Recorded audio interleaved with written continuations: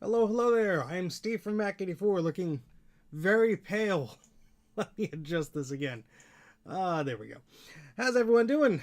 Yeah, there's a bit of a lag between the audio and the video, but that's what happens when you use a 2012 computer to stream.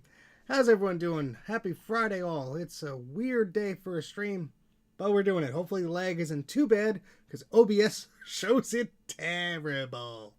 Alright, so we have Carthor here, we have Thomas, we have Francois. Yes, it is not the middle of the night, thank goodness for you. We have Garth Beagle, we have Electrical Outlet. Nice seeing you earlier at the swap meet. Cody, One Bit Fever Dreams, Gut Bomb. We have, whoops, chat moved. Patrick is here, Kenneth is here, Brian's here. I'm glad you liked the intro. John is here. Let's see, BK is here. And BK, I owe you a response to your email. My apologies. If that's the right BK I'm thinking it is. Last few weeks have been crazy. It all sounds good. All right, sure. Falcon SDE is here. Sadmac 356. Sadmac 356 is here. My goodness. So I am just trying to work through a literal backlog of stuff. I have a Mac 2 that is all buttoned up. I have to return that to its owner, I believe is in the chat. Yes.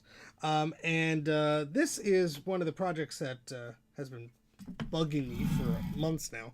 I got this, I think December or the end of November. These were boards from Adam, and they were two boards. They were two Macintosh 2 CI boards. And I did a previous stream on Christmas Eve, I believe, or one of them. You got a lot of work ahead of you. Well, good luck. Oh, thank you, BK. Yeah, it's, I have to send you the invoice, and I have to, like, lug this machine to you somehow, but we'll figure that out. It is all happy and waiting for you. So this was the 2CI board I was working on previously. And one of the chips fell off here, and I was thinking, okay, well, you know, let's replace that chip, and then we'll try it again. But then toward the end of the stream, we looked at the back of this board. And the back of this board is not in a good state at all.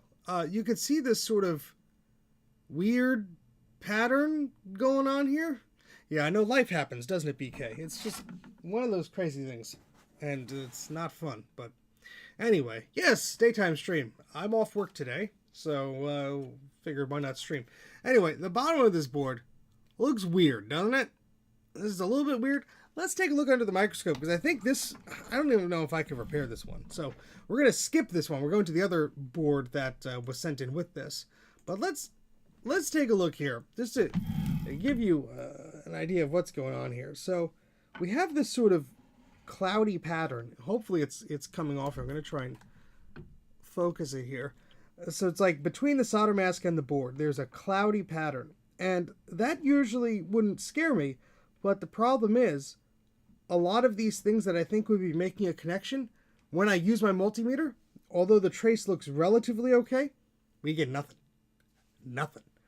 Which scares me because there's a lot of areas that look worse.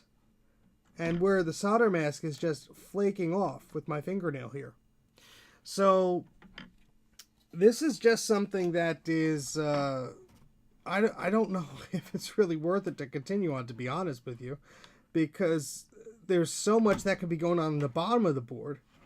I mean, even here, look at all the, I mean, every little, I don't know if it's just the bubbling that's going on or if there are actually breaks. It's very hard to tell. I would have to do some extensive work on this. So I'm going to put this one to the side, because we already tinkered around with that one a few months ago. And we're going to deal with this second one today. Now, the first one, for my mental state, to keep things organized here. This is serial number CY1161764. So that's board number 1 that we dealt with a few months ago. This is board number 2, which is BV0004-373. Check your bingo numbers. And yes, a good job to KMac for the recent marathon of a Macintosh SE repair. SE30 rather. That was just causing all sorts of trouble. So good on you on that. I know you have some other work ahead of you with, I think, a Mac Portable. Memory serves. I've been on vacation for like a week, so my brain is just... I'm surprised I even know how to stream. I don't, apparently, because I have old text up here. Where is that? How do I do the thing? There we go, maybe? Yeah, I don't know what I'm doing. Hi, Brian. Hey, Gupom. Hey, everybody else. Yeah, Will, good luck, and hopefully that continues for you. So this board here was partially recapped, or was going to be, at least at some point. The majority of the caps, I think, have been removed. I'm just double checking that I'm not causing myself a stupid brain here. But no, yeah, this is, we have 3 caps there. There's another cap here. Yeah, all right. So most of the caps have been removed. What happened with the 840AV? I gave up on it for now. It's right behind me, looking at me. Not gonna do it right now. Nope. Building an SE Reloaded and recapping and troubleshooting a portable. You sure love tough repairs. Yes, Will is right up there with the greats as far as I'm concerned. All right, so what the hell are we doing here? Stuff. That's the answer. Oh shit. I turned the soldering iron on and I didn't realize it was just sitting on the desk. It wasn't in its holder or anything. That just shows you how long it's been, folks. I'm vacation brain still. Yes, and the portable you gave me, BK, is still exactly where you left it. Well, it's in the house, but it's just sitting. I have not taken a look at that yet. I was scared off because Sean brought me his portable, surprisingly, and forced me to fix it at gunpoint. I mean, gently asked me to fix it as part of a previous trade we did for his older 3D printer. And he sort of just surprised me with it. I'm like, crap. So I will have to look at yours. But the problem is, I have 2 Mac portables. I have one that's a backlight, one that's mine, that I really can't get to work last time I tried. And then I have another, which is a client's, which is a non-backlight model, which also is not acting happy. So I don't have like a good reference one to work on, which is very important for those machines because they can be very cranky.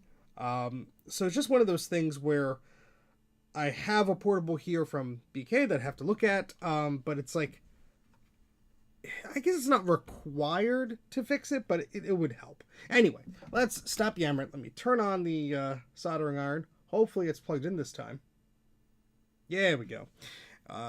And all of the things on the desk are in a place that I don't recognize. There's the flux. Excellent. And we have our tweezers and our scalpel. We should be okay for now. Maybe. Kind of. Sort of. Do me a favor. If you're watching this and you're not subscribed, how about you consider subscribing? And also, if you haven't clicked the like button, could you consider doing that, please? I'd appreciate it. It's still one of those algorithm YouTube dealy things that's like basically like, if people don't like you, they do the thing. I don't know. Anyway, just do the thing if you want to do the thing. If not, don't do the thing. I mean, be cool, but you're not going to get in trouble. A lot of little solder balls on here. We'll put this through the massive ultrasonic cleaner I got. That should clean that up. If you didn't see that video, I don't think a lot of you did. The video did not do well numbers-wise, which is fine. It was a review video. I understand those really don't do the best numbers. But if you didn't check that out, please check that out. I do a cleaning of a very nasty-looking board in there. A board that I've been holding off in order to do a cleaning video about. So check that out. I'm subscribed and I liked it already. Oh, isn't that amazing? Thank you very much, BK. Distro Projects. Hello. I almost said your old name. You clicked like before you joined. Oh, thank you. He's almost set himself on fire. Well, you know what? I'm still here, aren't I? Am I? Or is this just all an illusion? Where the hell did my coils go? This is gonna be a recurring theme of this stream, isn't it? Steven, you had these parts 3 weeks ago, just sitting on your desk. What happened to them? Well, we'll figure that out. I am here. Oh, there they are. Oh God. Oh boy. All right, let's just try today. Try to do what? I don't know, but let's just try it. I mean, yay. Hopefully everyone's having a good Friday. I was on vacation last week. I was not doing any streams or anything. Wasn't at the house or anything. So, nice to get away for a while, spend some time with the family and such. And, yeah, I thought, since I came back a little earlier than I originally anticipated, well, I have the time, let's do a stream. Why the heck not? And, I need to focus this better. Sorry, just, reading. John, you scare me by saying IIE because I used to work there. Bad memories, man. Ugh. Ugh. Bad memories. Very bad memories. But yes, their bureaucracy knows no bounds.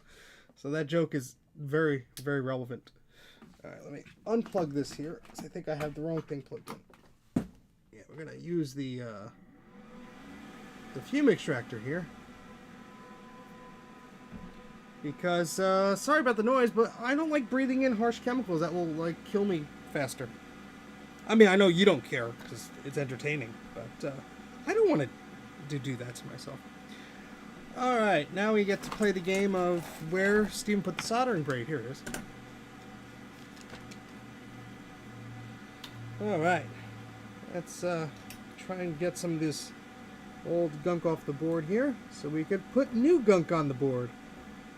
Of course, I'm being silly. We're cleaning these pads up so we can put new capacitors on.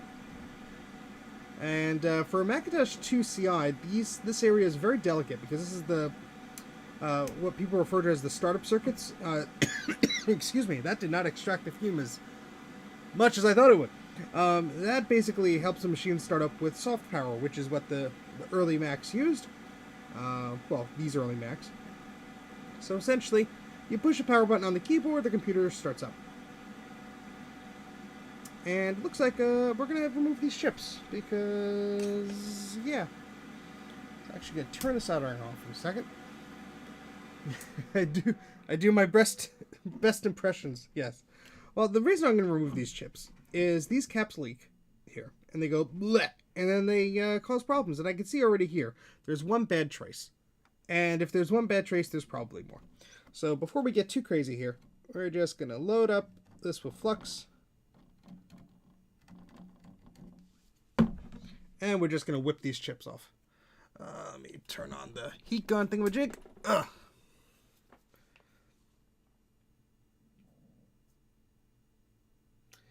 Your Mac 6.1, is that a Mac Pro 6.1 or an iMac 6.1, BK? Excuse me. You couldn't hear that. I don't know why. I apologize. Let's turn the heat up here.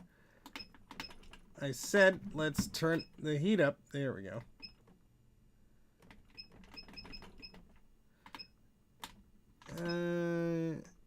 Oops. Sorry. This heat gun controls are a little bleh sometimes. Alright. That should toast some things. Alright, let's try and get this. The trash can Mac. Yes, Mac Pro 6.1. I would like to get one when they're like $50. Just as like a, hey, I have the thing. I don't need one right now. And to be honest, they're going for what? Around, last time I checked, the low-end ones were like $300, and then they got a little higher. I just put that money into a Mac Mini at this point. I mean, the Silicon Macs are so freaking fast. That's like silly. Sorry, just reading some of the chat here. Love the 2CI. I'd like to see it less ugly shell, but a great computer. Oh, I like the shell, John, but that's just my thoughts. I have a Power Mac 7600 with tons of wasted space in the case. Overly heavy. Well, not if you shove a bunch of cards in there. That'd be good. But, hey, Sudek, how's it going? It has been a while. for the trash cans, $100 a piece. You know what? For like $50 to $100, yeah, I could see wasting that. Wasting.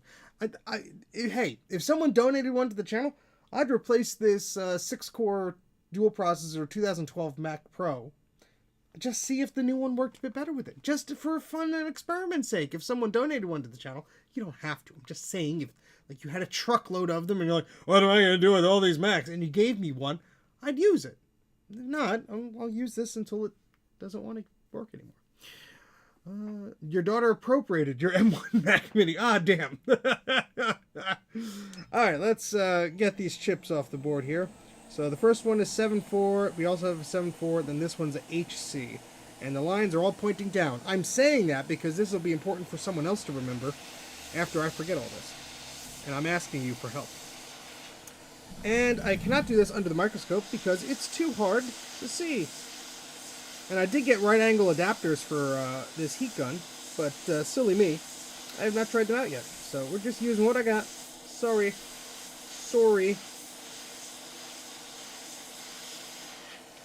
Alright, chip 1 has been removed. A lot of gunk coming out from this process.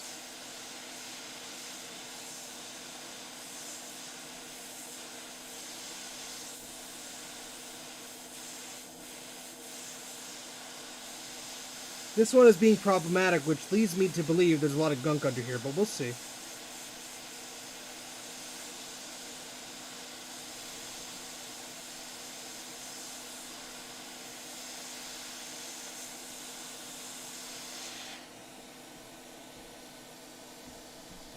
That's the second chip. I'm gonna put these in order here. And the last chip here.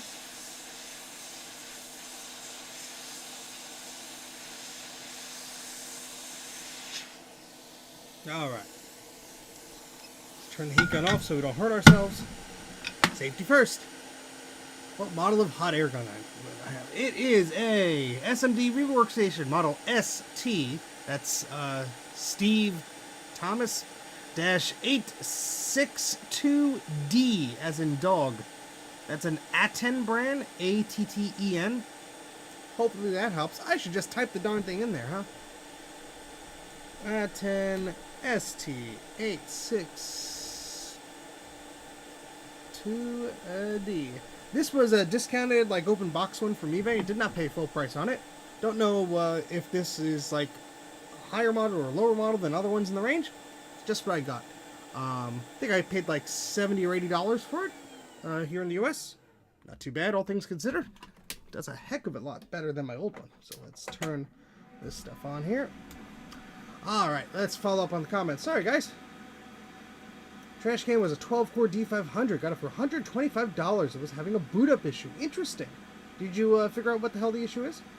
Or is that part of your headache right now? I love to get a hair gun. I love to get a hot air gun, but I didn't do enough rework to justify the cost. Would cheaper ones still be okay? Hey, the first one I got was a cheaper one. It worked until it broke. So yeah, go ahead. Amazon have $300. I wouldn't pay that much. Someone recommended that, I believe, for recommendations, and we'll go with a quick model. That's a good deal. Hey, Elemento! Yes, I have the day off work today. I was on vacation earlier this week, and came back a day earlier than expected. So I figured, you know what? I have boards to repair. Might as well stream. Instead of sitting on my butt relaxing, although I should do that more.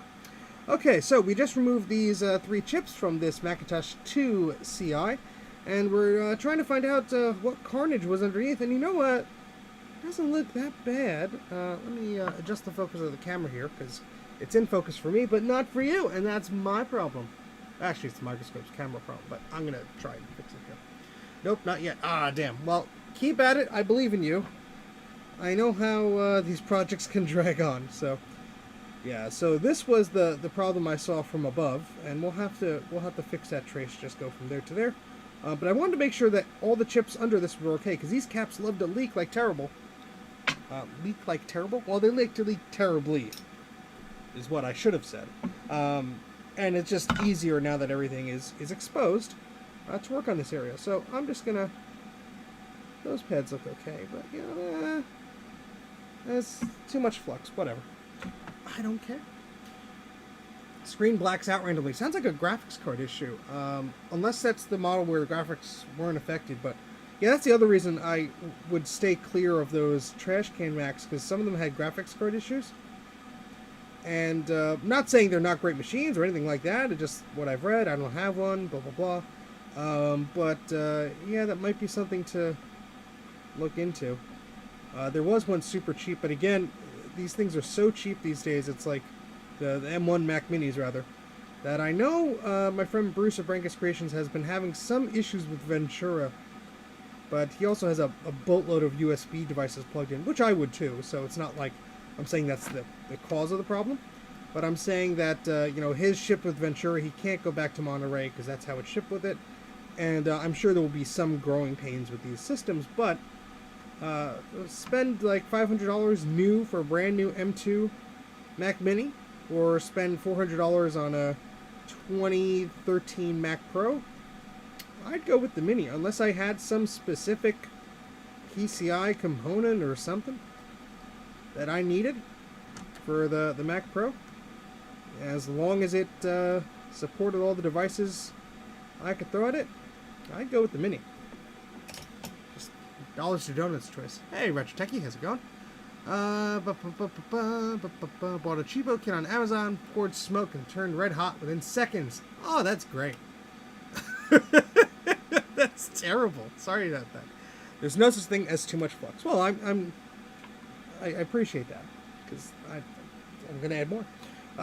Actually, no. See, I didn't come prepared for this stream at all. I have no cotton swabs within sight. What? I have discarded ones on the floor. We're not going to be using those. Oh, boy. No worries. If you don't want to answer a soldering newbie question, what are the blobs of flux on the motherboard doing? I've only ever used flux solder and solder wick. Well, I'd be happy to answer a question, because that's the whole reason I do these streams, is to try and educate while meandering and entertaining? Question mark. So, there is a small amount of flux on solder. Basically, flux is magic. Flux makes solder adhere to things a little bit easier.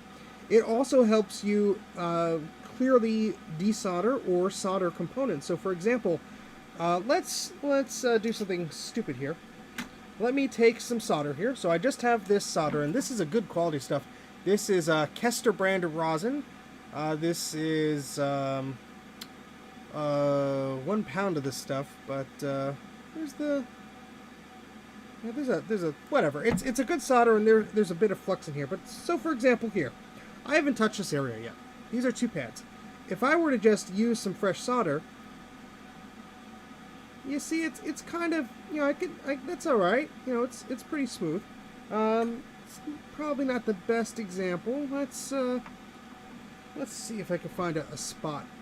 Yeah, let's go right here. So this solder's old, has not been touched in probably 30 years. If I'm just trying to heat this up and put some solder on it, it will stick. But, there's a little bit of grime in there. It's not really the best. If I would add some flux to this,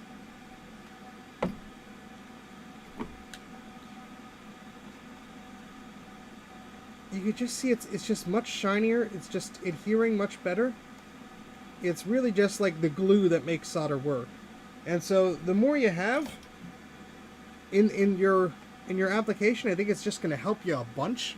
It doesn't hurt at all, and it's just going to make your job a lot easier.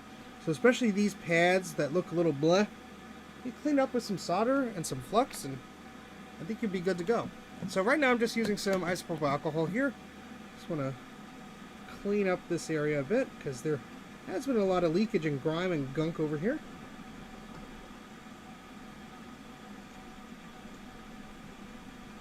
And someone could probably give a much more in-depth, technical, accurate description of what flux is and how it works. Hey, look, we have a break there. But yeah, it's basically magic. It really helps you solder. You can't have enough of it. This is no clean flux, so I could use it, and I don't necessarily have to clean it off the board like I'm doing now. But it's something that just makes my life a lot easier. So let's take a look here. This looks like a bit of a break, or at least the beginning of one. Taking apart is a daunting task. I do not blame you, BK. Ugh.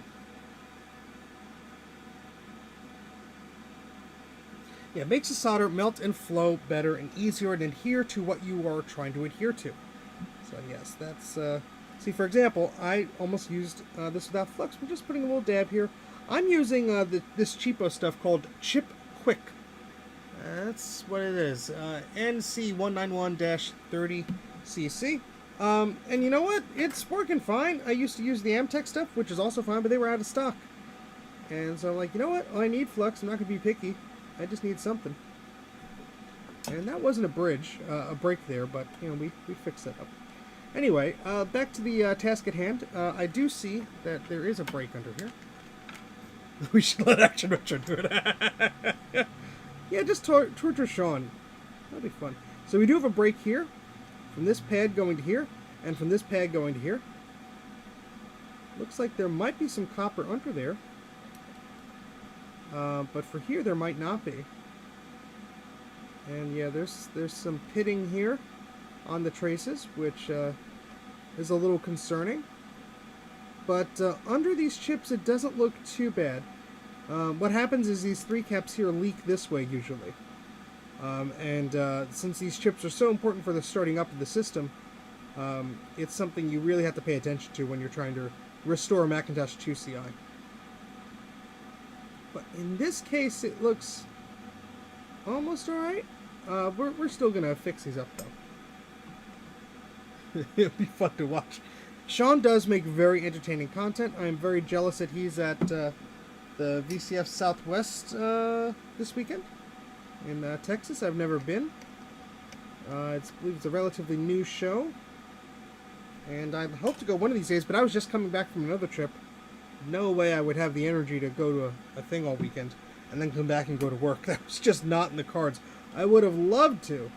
I really would have, but just one of those things.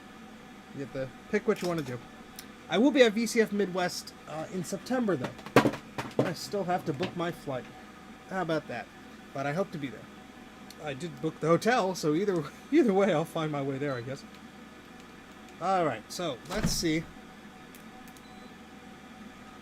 Hopefully you can still hear me. Sorry about the noise. Let's see if these are actually connecting.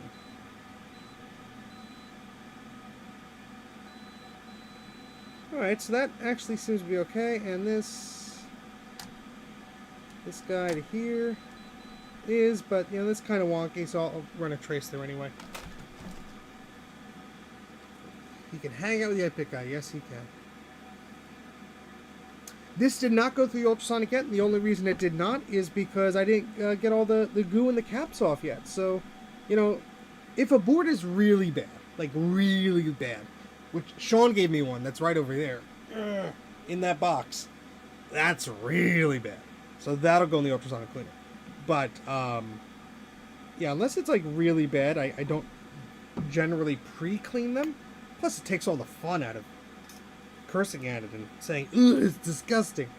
But, yeah, if it's really bad, I will put it through the cleaner. This is not one of those. It does seem to be okay. Actually, yeah, that was just on this. That's alright. Alright, so I don't think we have to redo that one. I'm just curious if I recap this and just slap the chips back on, if we'll be in business here. So that's what I'm going to do, the first attempt, and then we can always come back if needed. But this all looks better underneath. So we're going to slap these chips back on and see if that makes it happier. Hey Zodium, how's it going? I am losing my things here. It is not fixed yet. You silly, silly goose. I'm not going to put Vegemite on it first. Although it's very funny. Someone commented in the video that I should put Vegemite on mine. And I'm like, but Bruce did that in his. And I don't think they saw Bruce's video first. Which is just funny how mine's work. But I didn't want to copy Bruce directly. He did the review of the same exact model. And he did an excellent review of that. But, you know, I did not want to do the exact same thing. I don't think there would be anything else I could add to what Bruce said in his specific scenario. There was a break there, so we're going to have to fix that.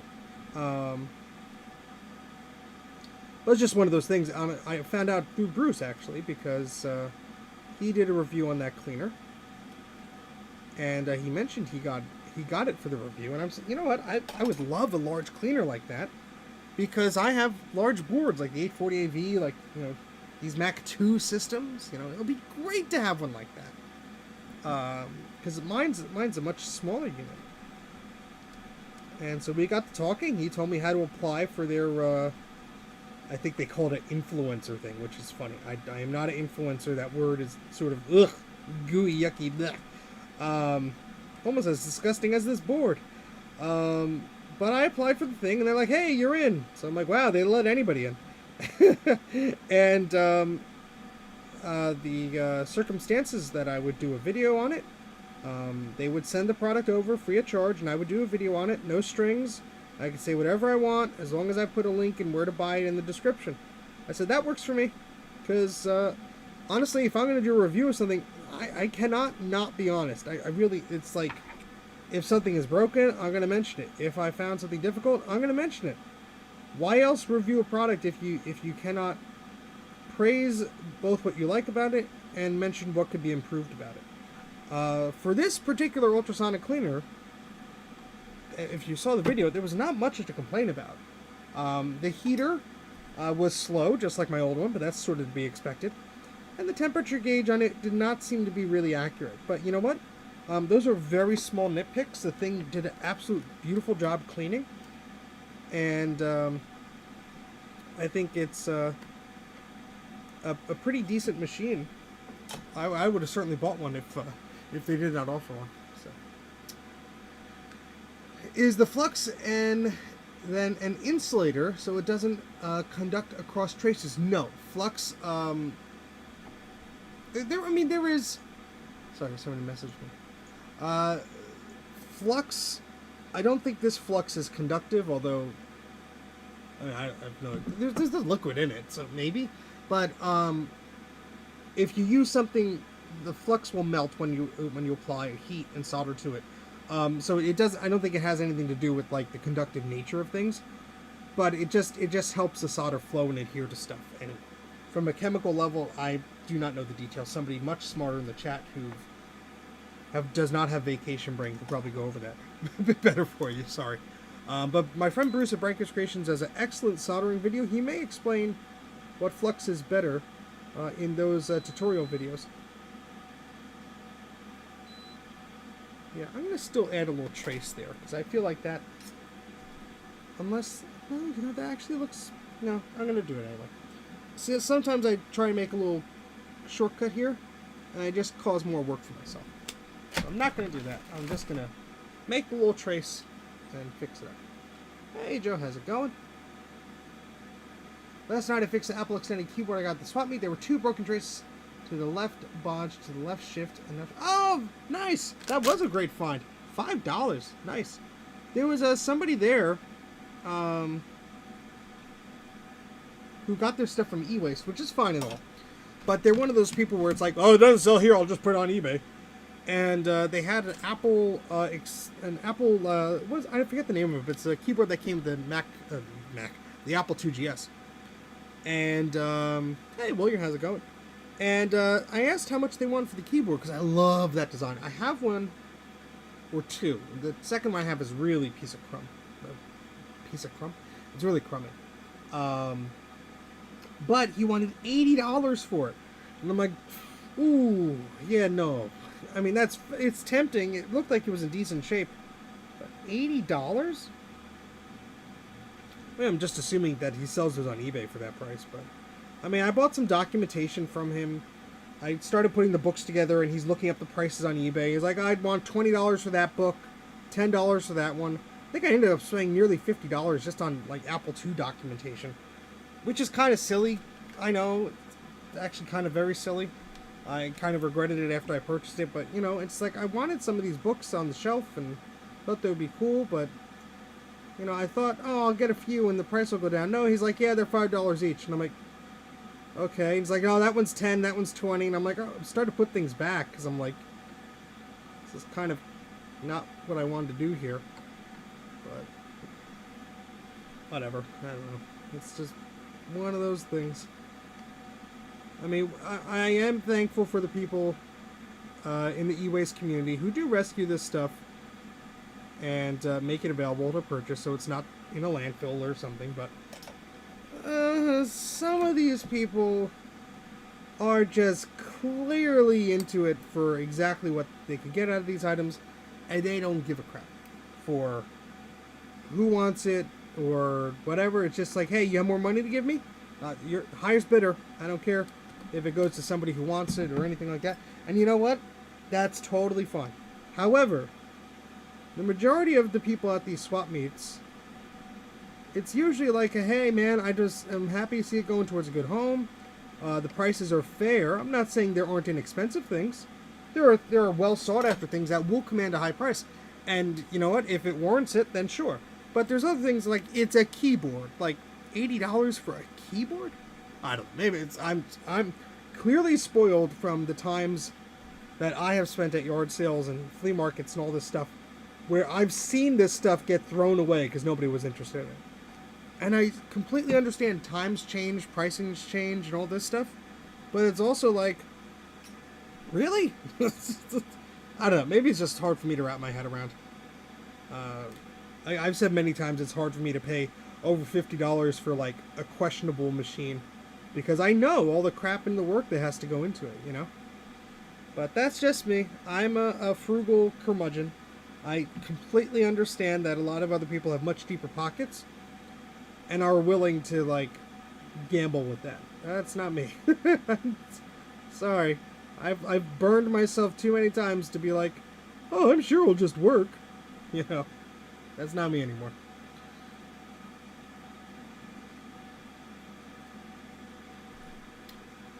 Silly prices, yeah.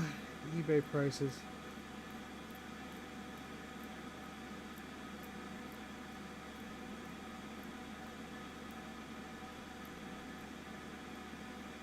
Oh yeah, you might have got that Toshiba from. No, he was the guy with the eMac and the Apple II GS. That was the person I was referring to. I don't know if the 7100 is there. There were so many people. In the video, I mentioned like, oh, I bought some stuff for Mike from this guy, and that's the person I'm referring to. I don't know the guy's name. I'm just saying.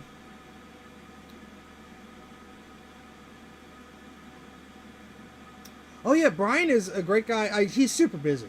So, but check out Brian's Computer Retreat. Excellent YouTube channel. I've met the guy in person multiple times. Very, very nice guy. I bought some stuff from him at the swap meet. He's trying to save up money for a car. So if you want any Mac stuff, go to his channel or find him on social media somehow and pay him for some Macs.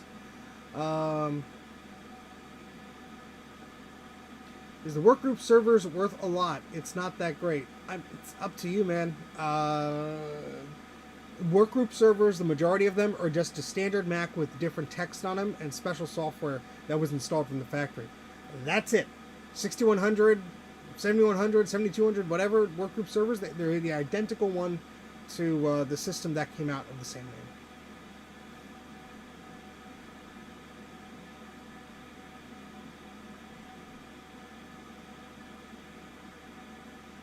Rejecting eBay prices isn't being frugal, it's just not getting scammed.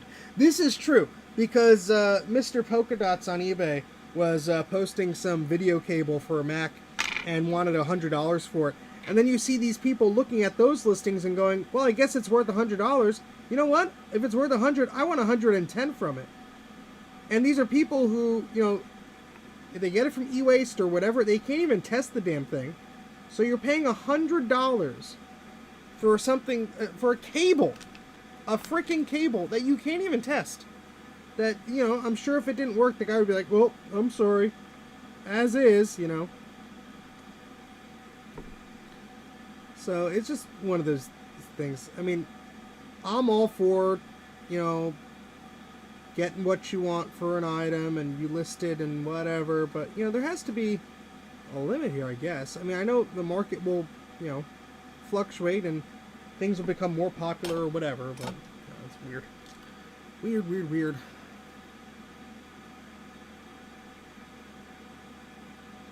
Well, see, that's the thing. That's like about the e-waste places. Like, I have not been to like a recycler place in a long time. probably because I don't have the space for it. Secondly, I know some people who do that, and they will like self-pick the items and then sell them like personally, and they'll know what they have. You know, they'll be like, oh, well, this is blah blah blah. I've seen them on eBay go for blah blah blah, so I want that. And it's like, that's great and all. Does it work? You know, and it's, I don't know. It's, some of the people in the e-waste folks are doing great because they're helping you out and they just want a reasonable amount of money. Time is money. Storage is money. And I'm going to clean this one up.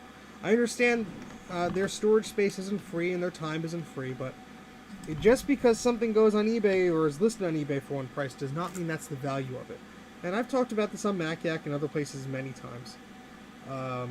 But some people have more money than common sense, and unfortunately, money will always be the driving factor in a lot of these sales. So, I guess it is what it is. Let's try and clean these up a little bit.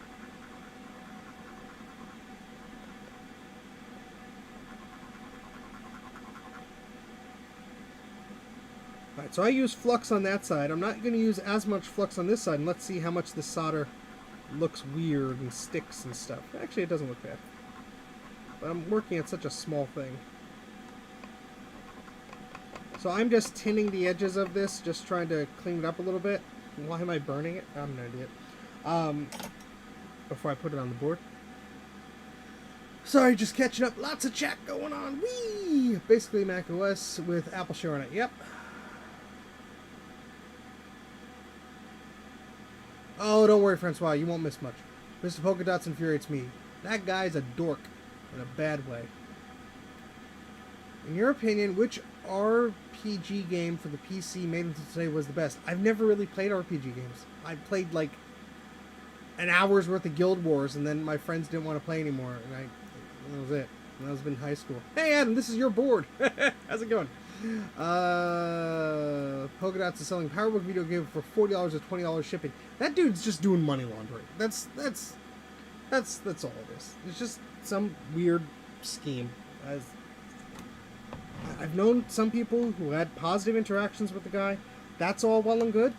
I want nothing to do with him. So Adam, this is the second 2CI board. The first one I may have to call it quits on based on the bottom of it. I did a lot of continuity testing, and it was not happy. But we can always come back to it. But I figured let's just try and make some progress here. You've been very patient, and let's see if we could have some success here. I need a win, that's for sure. So, whoops. I do have to fix some of the traces next to this chip.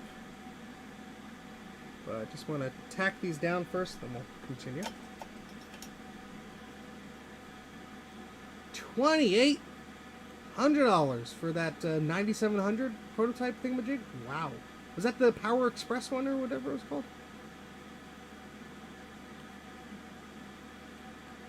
Yeah, Sean didn't bring out his reality headset or whatever the hell he was calling it. His Apple Vision G3, I think is what he was calling it. He didn't bring that out until like toward the end of the show when things calmed down. And he lost a U key on his keyboard. So, the swap meet event wasn't that far away from me. I'd be almost tempted to go back and just see if there was a key just laying there on the ground. And with all the weather, who knows where it ended up, but... Alright, let's double check some of these traces are actually going to the right spot. Of course, as soon as my multimeter powered up. Power Express is cool. Don't get me wrong. I'd love a G3 with more PCI card slots, but not $2,000. I don't want it for $2,000. Yeah, that's not touching. And that's not touching. So we're gonna have to run traces. So there, that's fine.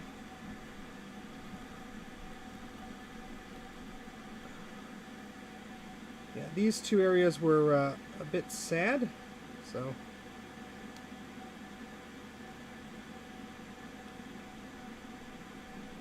Let's try and fix this up here. Sorry, this will be out of focus for just a little bit. Yeah, look, rare. Oh, you guys are crazy. I love it.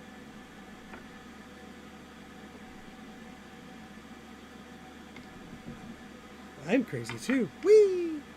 Alright, let's try and, what are we doing here? Something about soldering? Yeah, that's right.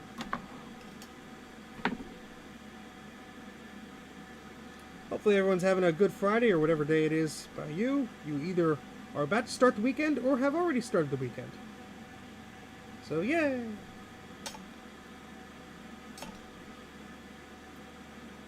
And what am I doing here? I have to melt this guy to that guy. Sorry, it's been a while, folks. Yeah.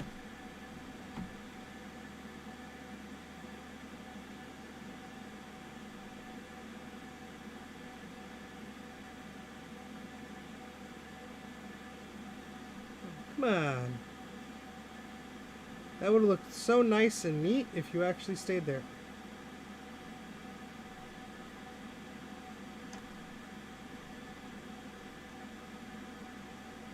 Well, you could clean that up a little bit, I guess.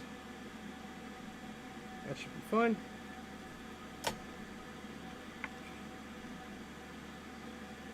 Let's cut this. Alright. Sorry, catching up on the chat. How did you get into soldering? It's a great question.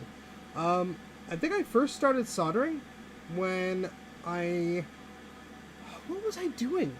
I think it was either I was trying to fix an old Nintendo, or it was much later, or maybe a few years later, because the Nintendo was old at that point, when I was trying to... I think it was in high school, or around then. Look at that, I just whipped it off because I'm an idiot. Even though I've been doing this for a while, I still make mistakes. It's human.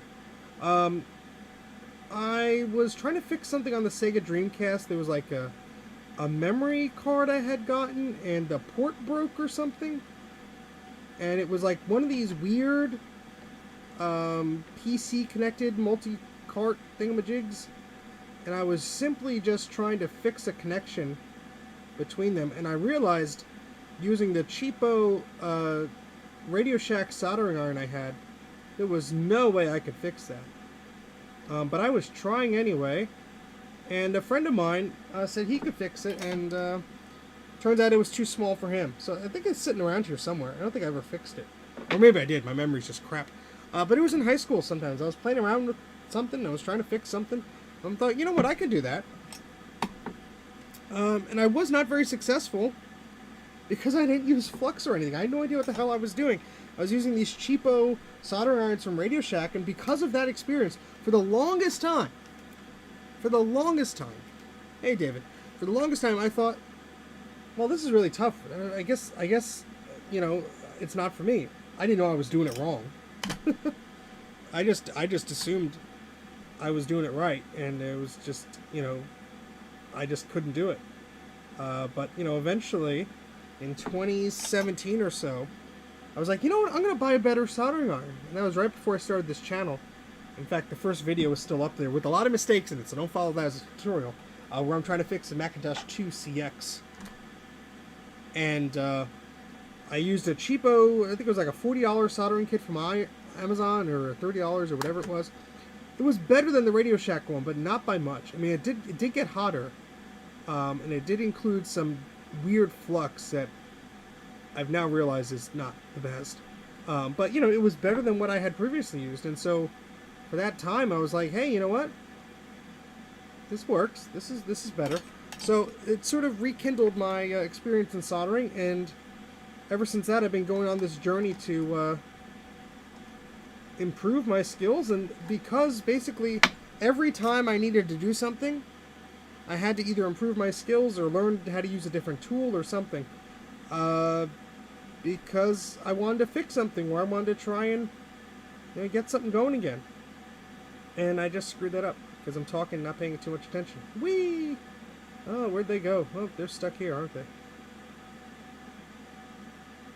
And see? I'm still an idiot, folks. Oh gosh. The problem is I should get one of those micro soldering pencils. They're not too expensive.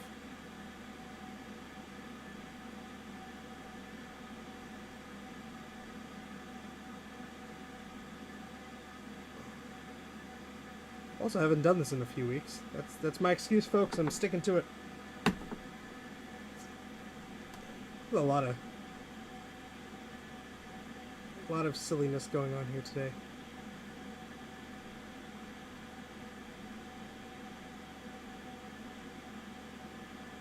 But see, the reason I poke these again sometimes and make a mess is I want to make sure it's connected, and then I make a boo-boo. But that's okay. We'll clean it all up. We'll make it work. Hey Bacchus, how's it going? So yeah, that's sort of how I got into soldering. So, my dad taught me how to solder at 9 years old. Nice. All right, Adam. Well, safe travels. I will vividly describe how things are breaking or not breaking, or I will lie to you to your face. Oh yeah, it's going fine. And then it's like on fire. Oh, I'm an idiot. Alright, let's get this show on the road here. I have one more chip to solder on, then I have to recap it. There are no caps, no surface mount caps on the board. There are a few axial ones here.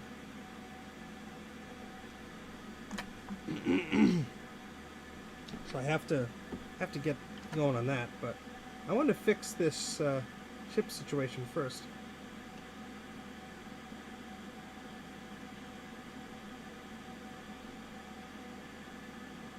There we go. Come on. There we go. Just stick on there. Be a good little fix. Whatever you are. Solder thing. Go. Alright. These tweezers are a bit worse for wear, so they're not doing me any favors here, unfortunately.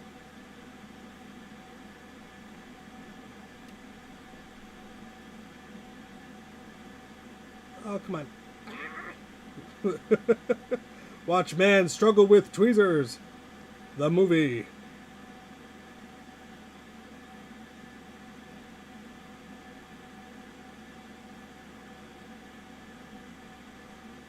Up, up, up, up, up, up. Close enough. I mean, it's perfect. It's perfectly adequate. Let's cut this over here.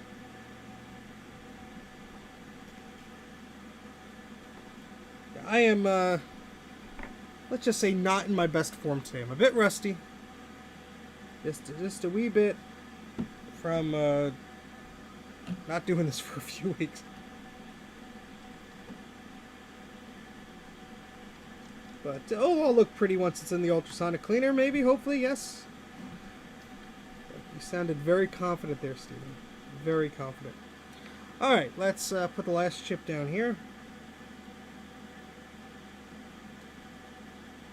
And really, I only found a few little pieces that needed to be fixed under this chip. So I am glad I did remove it. These three, rather. Because they were not happy. Alright, so what I do is I tack these down in the corner, if you haven't been noticing.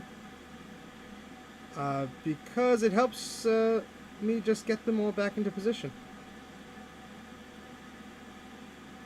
And if I made a mistake, just like I did there, I could sort of readjust it so they're all kind of even. And then come back and fix it up.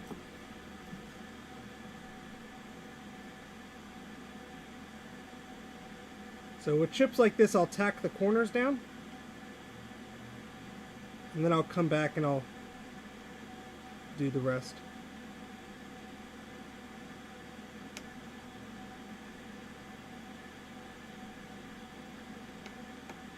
I also bought a ROM programmer from KMac Vintage recently, and I'm very excited to test it out. It did come in the mail. I have to make a little video about that. I also have that floppy power thingamajig that I got from him. That was a nice donation from him. I paid for it. I I don't remember. Either way, I'm going to do a video about it. Sorry, brain hurt. And interesting to review.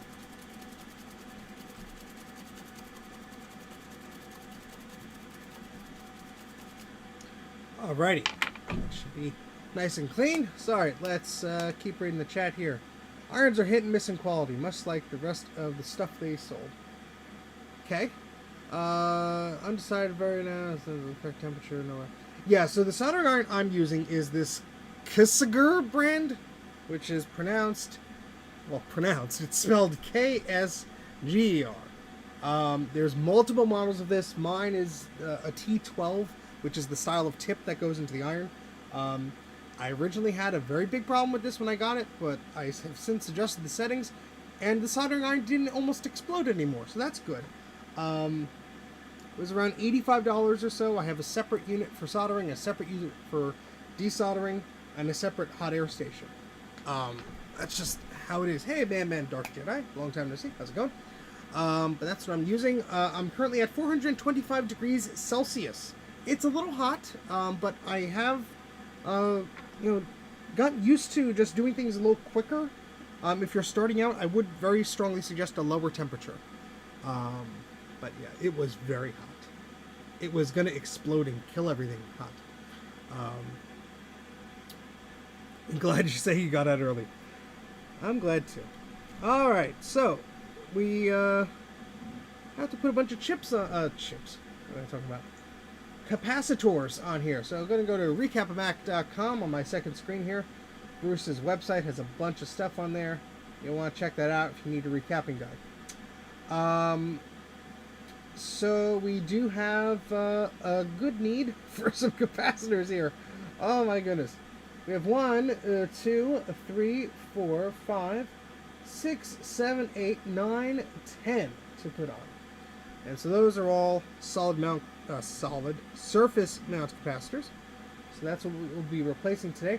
They are 2 10 microfarad 16 volt and then 8 47 microfarad 16 volts. So we got the 10s over here. Let's put those on first before I make a boo-boo and put them in the wrong spot, etc., etc. I say that incorrectly. It's just wired in my brain.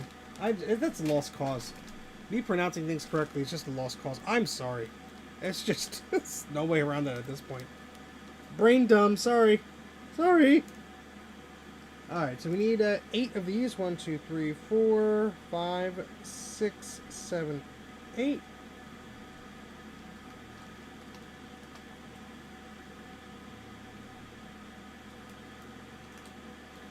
Alright, I need to get a little bin or something for like caps I'm about to put on something, because I always lose them. It is quite a high temperature. I did start at like 350 or so, but sometimes for these things I have to go in and out so quick that it was just, whether it was the quality of the iron I was using or the tip I was using or whatever, it was just not doing what I needed it to do. So that's my own preference. You don't have to emulate me perfectly. I would advise you do not do that. Yeah, the hot air station they usually do around 350 to 400 depending. And the desoldering iron is around... Is it plugged in? Can I turn it on and see?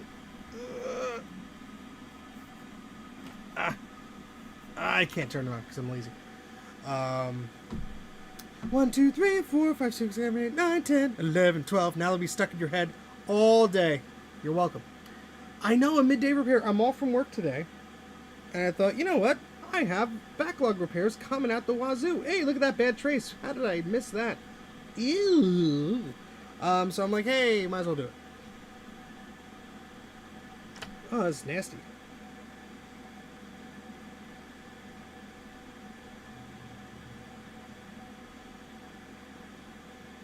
Oh, this one's not happy either. Yay. Oh, gosh. Yeah, I mean, right next to the capacitors that leaked, so makes a lot of sense.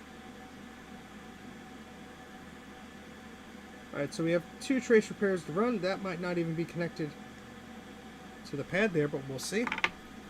Let's clean this up a little bit, huh?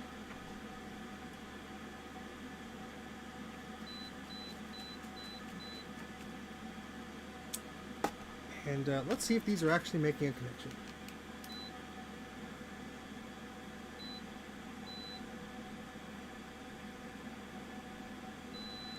Yeah, they actually are. So I'm just going to tin these. They don't look as bad on camera as they do in person, trust me.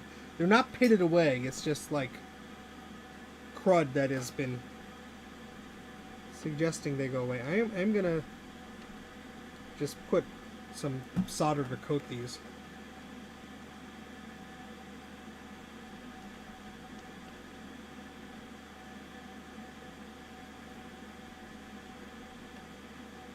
This should be fine.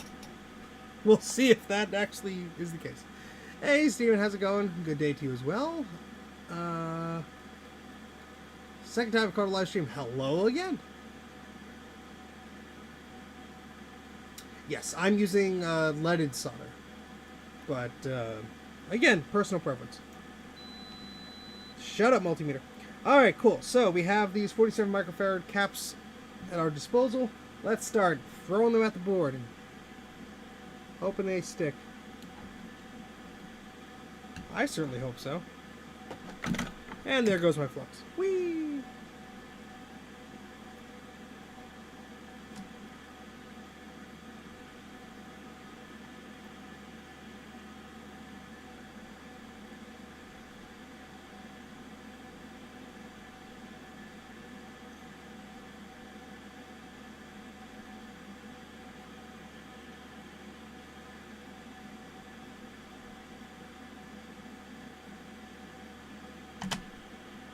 I could use more flux in this area, that's for sure. Oh, almost burned myself. Whee! Oh, God.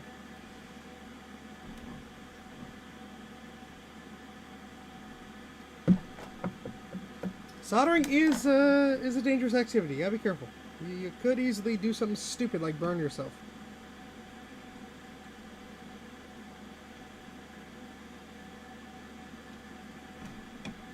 Alright, first new cap on the board. Let's do another.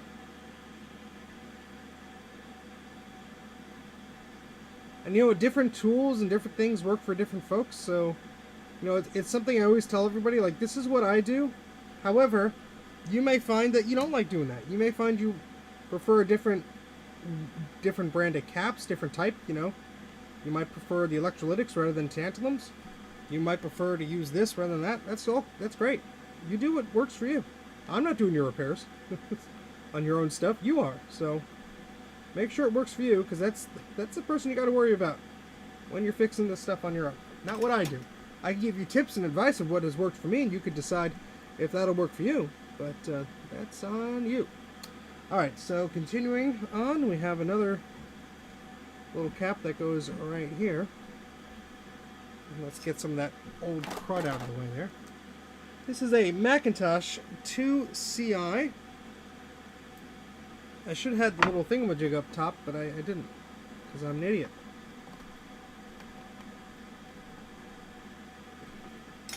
I'll put the thing on the thing. I had the old one up, but I was lazy, so I just hid the text.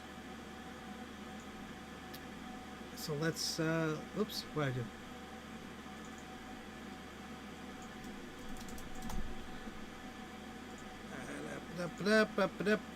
Bob's your uncle, there you go. Sorry, just catching up again. Currently fighting with two 6400 200s. Recap both now. I got one with the audio. Without audio, otherwise fine. Well, no video, but audio, and otherwise working fine. Oh, that's super. That sounds like a pain in the butt. My friend Brad has a 6500 that's giving him trouble with the power supply, we think. And I gotta tell you, I mean, people give those machines crap and all. It's fine. I think they should still be recapped and fixed up, but I mean, I don't necessarily want to do it.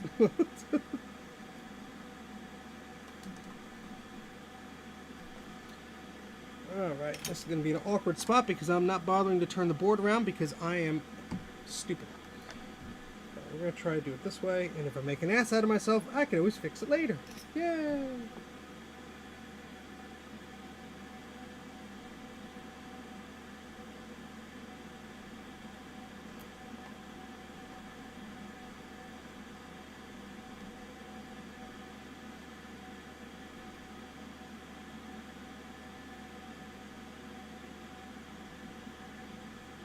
I wouldn't say I'm doing this board fast and loose, but I will say I am eager to get these caps on to see if this resolves the issue of this machine not starting up properly.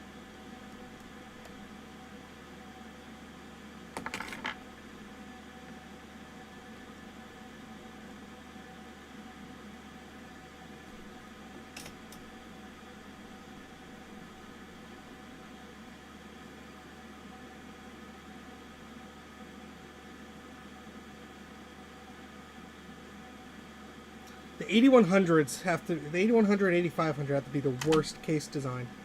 Every time I open those up, I cut my fingers or I can't put them back right. This is a mess. I hate those things. I just a pain in the butt.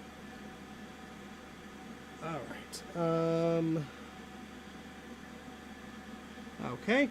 So, next caps I have to remove are by the newest slots here. As I nudge my thingamajig out of the way. I'm in the background observing. Well, good for you, Enzo. Thank you. That's alright. You guys are still working or doing whatever. If I'm just background noise for you, hopefully it's a pleasant background noise.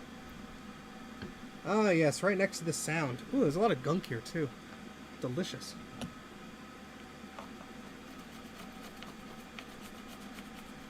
Yeah, we'll definitely ultrasonically clean this board, but I'm eager to put caps on it first. Oh, that's a bad trace. To see if that helps. But we certainly have 1, 2 bad traces here. I mean, the first one was very noticeable, but this one wasn't as noticeable. So I started scrubbing. Right? Actually, we have 2 here. There. Right there. Yeah, those are deeply pitted. And then this one, oh, there's another one here too. Oh yeah, the caps just blew this one away. This one's hiding under the silk screen. Oh, look at that! Oh, Bruce would love the carnage on this one. Oh yeah, that trace is completely gone. I mean, that must go there. Yeah, let's shave a bit of that off. So we can do some testing. Oh, that's rough. Look, that's rough. No, don't even want to mention the 840AV. Bad luck. No, this was certainly trace damage. Trace damage. This was certainly capacitor leakage, because this is right next to the cap, and that would explain a lot. But brand new boards that have never been powered on, they still have capacitor failure and leakage. Because I've experienced some. I've seen some on Adrian's Digital Basement streams. Great channel, by the way. Check it out. You're probably already subscribed. But I've seen that happen there, where he had brand new in-box Apple service parts. Logic boards that probably were only burned in from the factory. Still, they were leaking caps like nobody's business.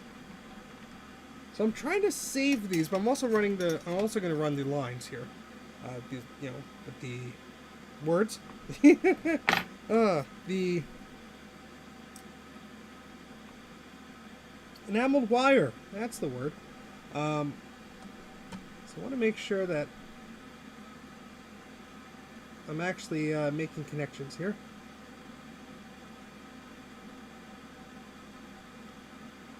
So this is going to go all the way over there. We're going to have to... This will be a weird one. Make a few pit stops with this one.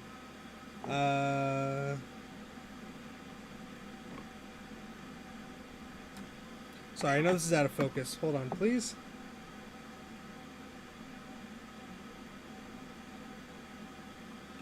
Just try and fix this a little bit, then we can continue. That should be okay.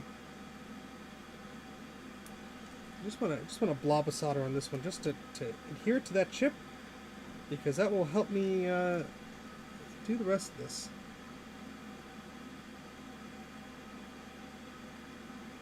There we go. Okay, let's try and adjust this a little bit here.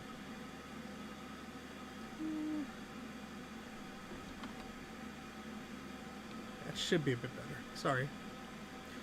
Is there a way to fix a hard drive? There's lots of problems. Actually, Ken's computer clan. Ken of the Computer Clan did an excellent video about drive recovery just the other day with a scam busting episode about some product. And essentially, there's two ways a hard drive fails: either like a physical problem or like a logical problem where the data is there, but the computer corrupted the drive or something weird happened. So it depends largely on the issue. If it's just a software problem, there are some ways that you could adjust that with some software at home. You might have to pay for some software, or there's some open source ones depending on the system and everything. But if it's a hardware problem, 9 times out of 10, you have to pay for an expert to fix it. Somebody like Drive Savers, or maybe there's a local company by you. Because it would require extensive work that with fancy tools and all that stuff. So that's the long and short of it. So I don't know exactly in your scenario what's going on, but Steve, I'm procrastinating digging into my sick Commodore 64 by watching you. Excellent. I wish I could fix that keyboard issue you're having there, or by plugging it in now it doesn't power on or whatever. But I know nothing about Commodore 64s. In fact, I have one that somebody gave me that just doesn't power on anymore. Probably, got fried during a lightning storm or whatever. But, yeah, maybe that's something I'll have to go down one of these days.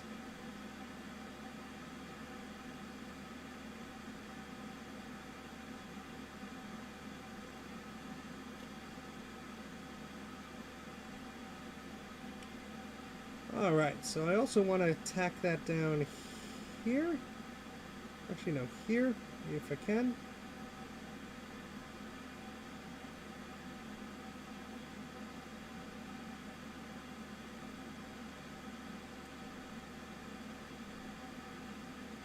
Let's try and... So the trick is to try and tack these down in multiple areas so the trace doesn't wiggle around too much. I mean, I could put some solder mask on there and tack it down that way, but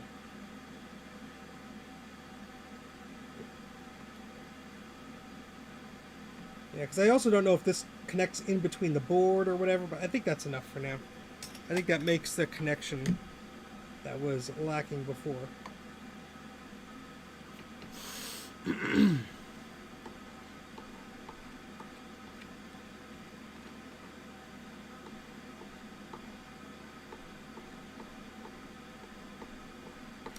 Yeah, I know. What happens when these old chips aren't available anymore? Excellent question. I, know that a lot of people are very smart and they're making, reverse engineered products that resolve a failed chip with a newer chip or an adapter or a Raspberry Pi and all this stuff. I think that's all great. That's what we need. We need more of that in this hobby, because there will be a time where even places like eBay or UT Source will not have a replacement. And we need like a new old stock type thing. And it's just the way it is. This, nothing lasts forever. Even these places who have, or claim they have like 20,000 or 30,000 of a product or whatever, their supply is probably from e-waste stuff. That'll eventually, not be there. Or it's a false thing. Like, oh yeah, we got that, and then you go to check, oh wait, we don't, sorry. I know Bruce and I have run into that many times. We're like, oh great, they have this chip for this thing, I'm totally gonna, nope, it's not there.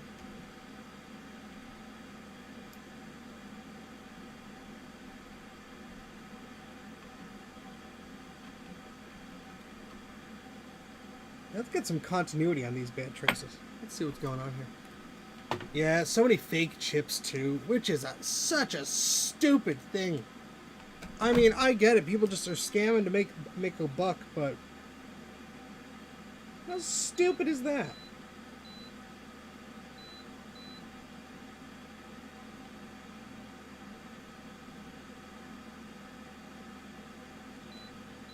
That's broken right there. Interesting. This one, on the other hand, is fine, but this one's broken right there. So we're going to have to make a little quick fix there.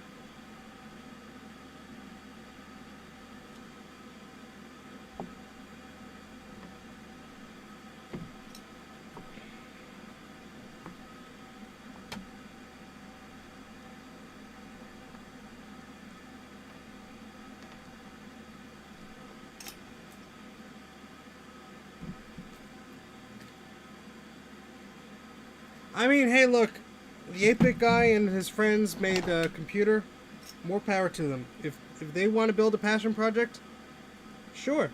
It doesn't mean you have to buy it. I mean, with every project there are ups and downs. And trust me, I'm working on a number of things that I can't even talk about. But I'm working on a number of things that have seen their own ups and downs. But the thing is, David has put out very publicly about the good and the bad and all the stuff that's happening with that project. And from someone who's worked on not as nearly complex projects with like a number of people, I totally get it. I'm not defending him or his choices or anything like that, but I'm just saying I totally get how those projects happen and why things get slowed down and all this stuff. And you know what? At the end of the day, if he makes a project that he's happy about and it's successful and people buy it, great. It's, like with the chips and the old things, there will always be a market for tinkerers like us to play around with something. And I guess we'll see if it's we'll see if it's a viable and successful product or not. I totally understand a lot of the drama behind some of it from what I've heard, but also it's like, if you're not going to buy it, then who cares? At the end of the day, no one's forcing you to buy it. So, but I don't know a lot about the subject, so that's just a passing comment from a comment in the chat that was asking about it. All right, so we got that fixed. I have to slap on some caps here. We gotta do that over here too. Oi.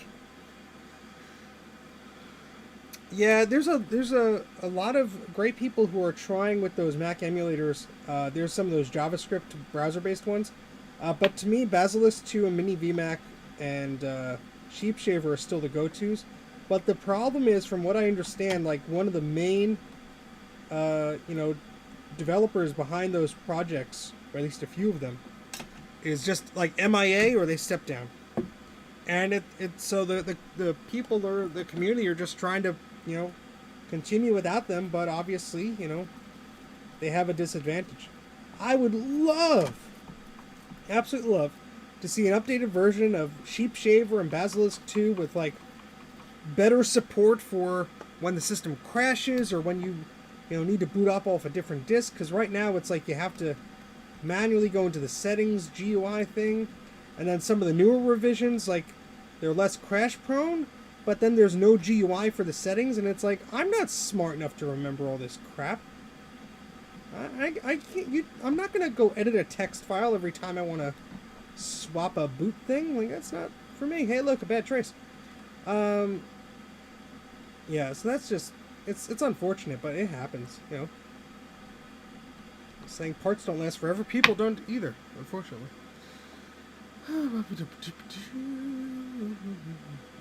You never guessed my favorite emulator programmed by Apple themselves. It runs on a purple and gray machine sitting here on the desk next to me. Oh, is it like a silicon, what is that, SGI? I don't know, I'm an idiot.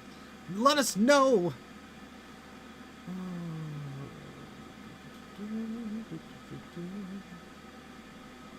I think the hard drive defect is in the disk. Honestly, Retro Game, it could cost you a few $1,000s to fix that, especially if you don't know what's going on. Really, I can't tell you. I would go to tinkerdifferent.com. That's the website there. It would help if I did the www. Make a post about it. Maybe someone could point you in some directions. But essentially, if you have a hard drive that has a physical problem, you need somebody to with the skills to repair it. And those services are costly. So I sympathize with you. But I don't know if there's going to be a quick and easy method for that. So, good luck, though. Hopefully it's just a software issue. Always back up your data, folks. I know everyone hates to hear that after they've lost data. Hey, it's happened to me. I've lost data. And I'm trying my darndest to not do it again, because it sucks. My goodness, does it suck.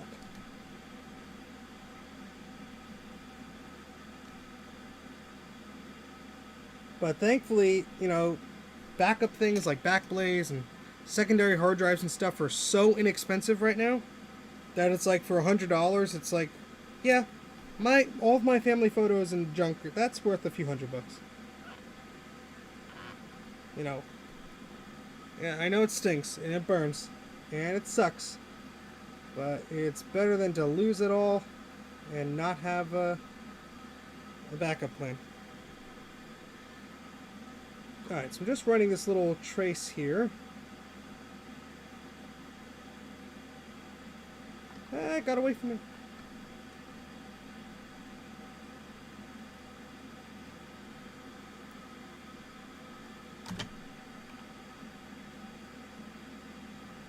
These tweezers are a pain in the butt. They're uneven.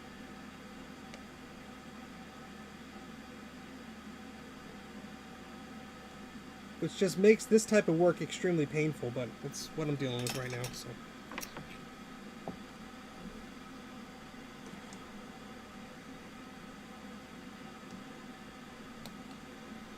And I could just turn the entire board. I actually should do that. Let me move this stuff so I can actually... Oh.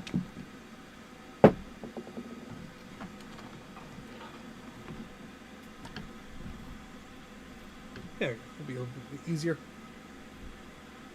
Sorry, just catching up here.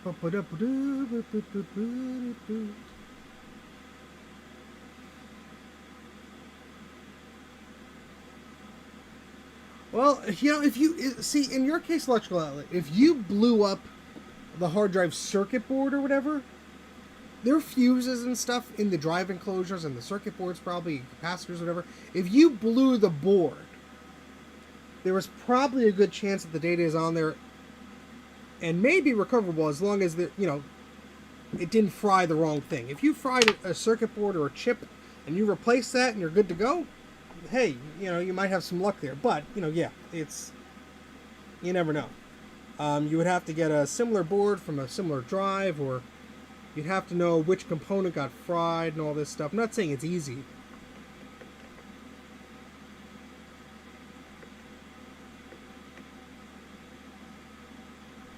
Because you also have things like Western Digital and Seagate have their own like security stuff in these chipsets and boards. So like way back when, I got 2 identical Western Digital drives, and I was like, oh, you know what? I'm gonna put them in a RAID case, and all my data was gone. And I'm like, what? What happened? All I did was take it out of the case. The case itself had some sort of encryption code or whatever to talk to the hard drive. And once I separated the case from the drive, it acted like my data was gone. It said the drive could not be read. But the second I put it back in, everything was fine. So I took those drives out, put them into a generic case, and I knew I wouldn't have that problem. You know, I had to transfer my data, of course, and everything, but, you know, these companies are doing sneaky stuff, I guess. I don't know. I mean, I guess it's fine. It was all under the guise of, like, security and encryption and all this stuff, which is all great and all, but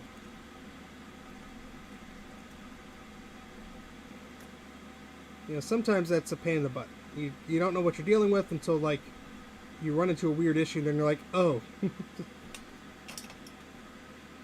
I made a boo-boo, you know. I really need more cotton swabs. I'm gonna run upstairs and get more cotton swabs, and you could chill to the Be Right Back music for just a moment, then we'll continue ranting about hard drives and whatever's.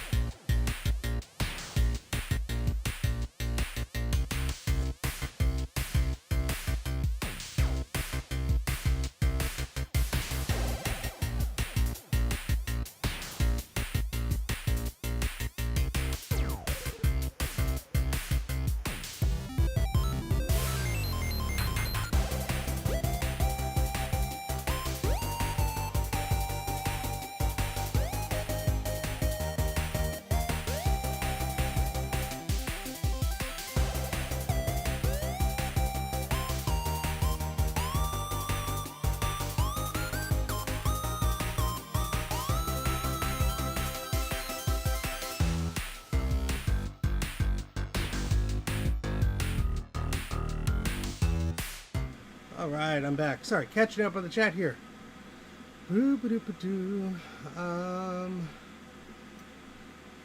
still talking about hard drives. All this data 117 years ago and been backing up religiously ever since. Good idea. 3 copies of valuable data. If you don't have 3 copies of valuable data, you don't do a proper backup.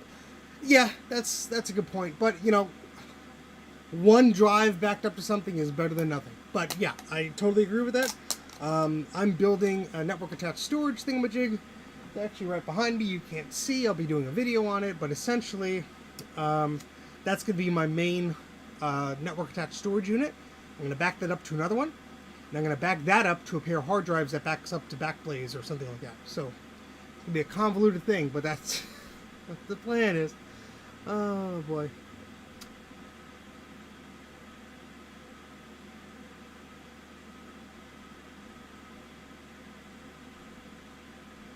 I got a 4 terabyte USB 3 drive, automated script, copy at 2 a.m. every day. Nice.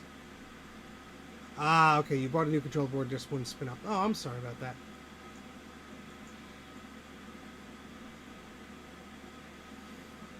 Yeah. Well, sorry to hear that, but you did try.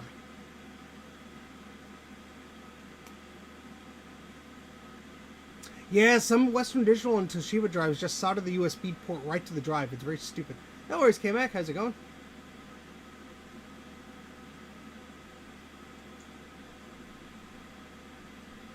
Alright.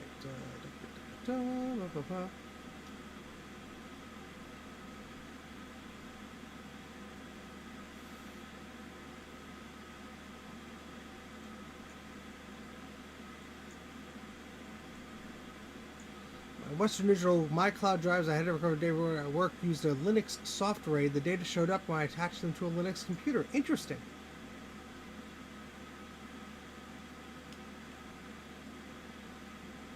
Steve, you gotta hop on while I'm working. Yes. Sorry, Ian.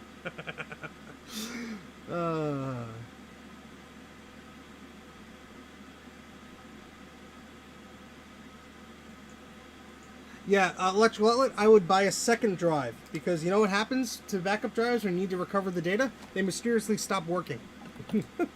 So I usually have like 1 drive that's cloned to another.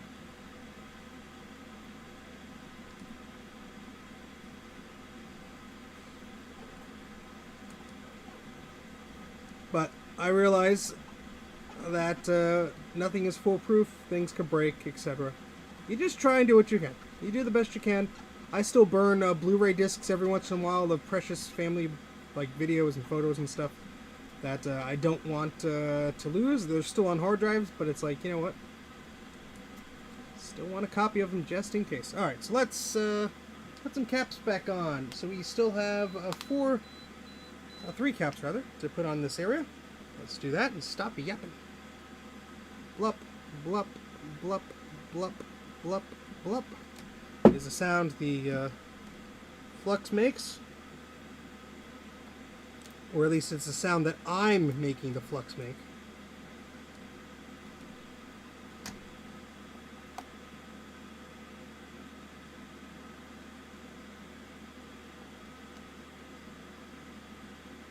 There we go.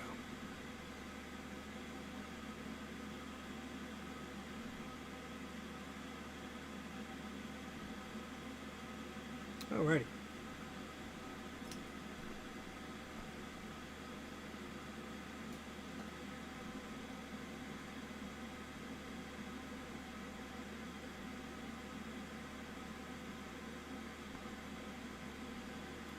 Not nearly enough flux in that. That's my fault.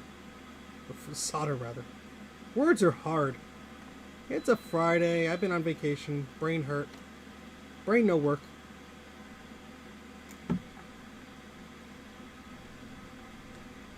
I hope everyone is having a nice day. It's a bit rainy here, but nothing terrible. We needed the rain, so, you know, it's been way too dry here.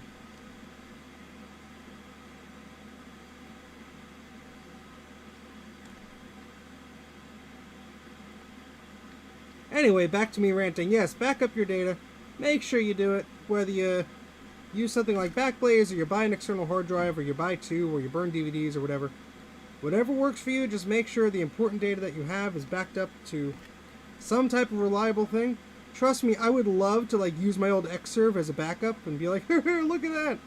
But you know, for the amount of crap I have, it just did not make any sense. So the Xserve remains off and dormant, and I'll probably do some videos on it, but I'm not relying on old hard drives and old stuff to be a primary source of backup. I think that's just going to set me up for pain and failure and frustration.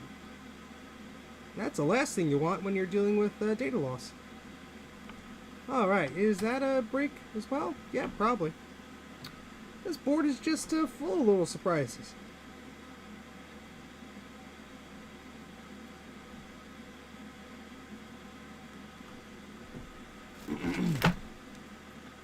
I know, the caps look huge under a microscope. When I put my fat finger next to it, you're like, huh?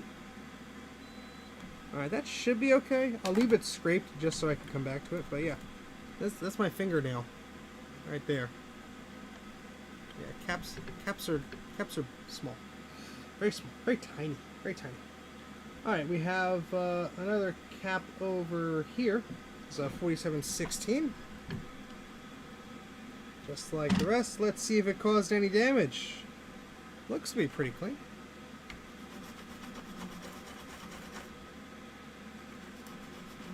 But looks like this area was tidied up before, because there's a lot of solder missing from these pads. Oh my god, it's terrible. From this chip rather, you can see this bare copper. That's not good. And the toothbrush goes on the floor. Sorry. Got back my PC and that's in the room. Nice.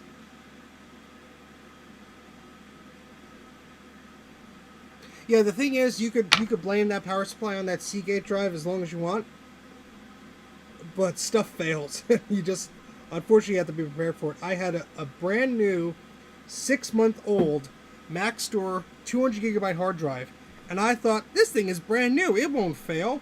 I'm just going to load everything onto it, and, yep, lost it all.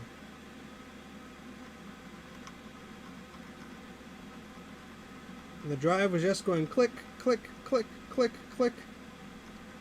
And that was so long ago, I can't even remember most of the stuff that I lost.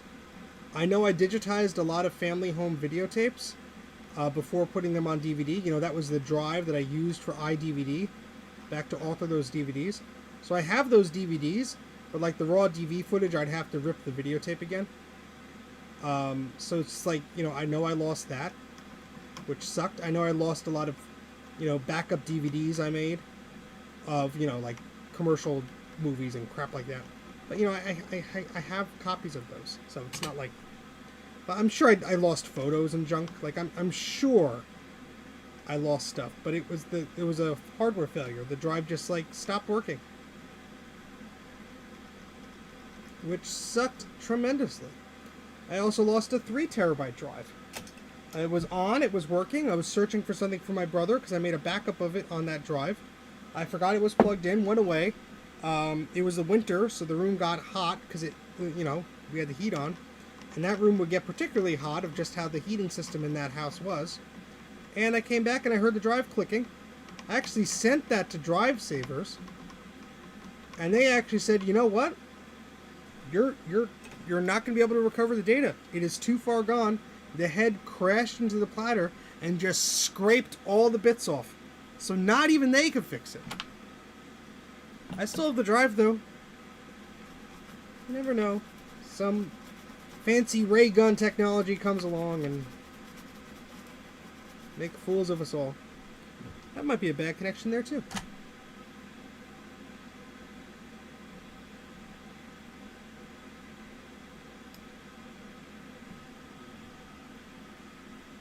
So yeah, I may be sounding a bit preachy, but that's because I've unfortunately had to go through this multiple times, and I do never, ever, well, what I'm trying to say is, I don't wish that on anybody.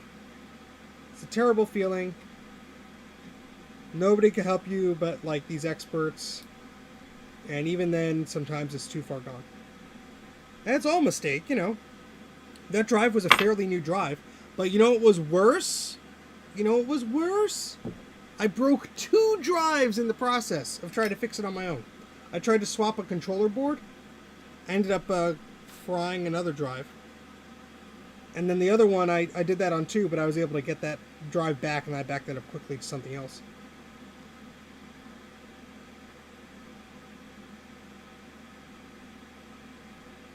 But that drive, I actually was able to like mount it once after it crashed, and I actually like was able to take a screenshot, which still haunts me. But it's a screenshot of the broken drive, so I know what like the directories of what was on there. But it's still, you know, I could be like, oh, okay, that was just full of this or that was that. But someone's like, oh yeah, that's an iPhoto library. That was like 200 gigs. It's like, well, what was on there? I don't know. So yeah, I've been through it. Not fun, but what are you gonna do? Learn and try and make better decisions in the future. That was I think it was I think that was a Western Digital drive, a 3 terabyte one, and so I almost bought like a spare controller board for some of those drives, because the one that the one that I have starts up, and I think it just like it makes it sound like it's gonna spin up and then like clicked or something. I don't know what happened. It was very unhappy. But obviously the controller board that I swapped it out with was not a compatible firmware or whatever. And it was like, nope. And I think even swapping back the known working one, or at least the one I assumed was a working one, like the damage was done.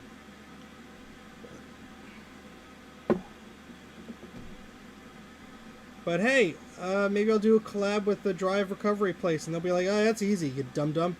You just gotta do this. And they're like, huh? And that's way too much flux. I mean, I don't want to be wasteful here.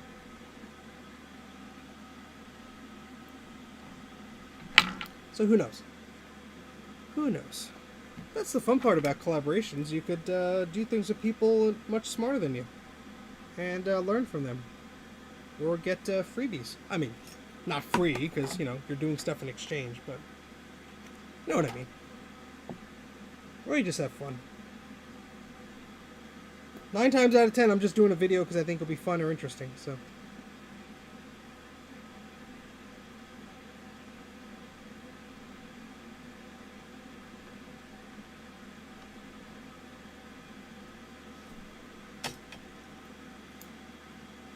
A working 10 gig Death Star. Wow, that's rare. Rare! Bigfoot drives, oh yeah.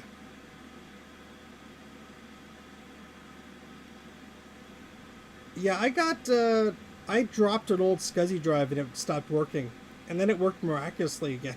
I was like, what? That's crazy. You crazy, hard drive. I think I backed it up. It was nothing personal. I mean, it was a machine I used, but it was all just like software and drivers and maybe some backups and stuff. Should probably see if I could find that drive and actually like do a proper backup of that. Hopefully that's cleaned up enough. Alright, and there's another cap hiding. Oh, that's actually no, let's look at the wrong one because I'm an idiot. Right there. We didn't even I mean, that explains the bad trace that's right there, but I didn't even clean that up. Sorry, gotta focus that a little bit better. How many people are watching? And if you haven't liked the video, could you please consider doing that? It helps me. And it doesn't cost you a dime to do it.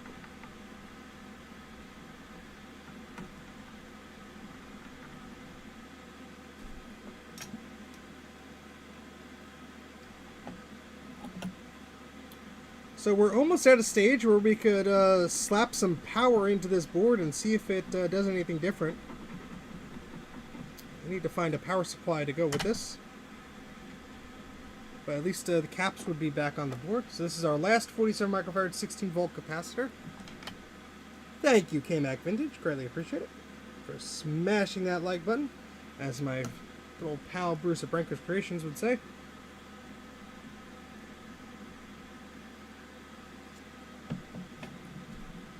So after this, I believe we have two 16 volt 10 microfarad capacitors to do. And I'm not going to bother with the axials just yet because they should not be causing a problem for the machine to turn on. But I could always do those later on.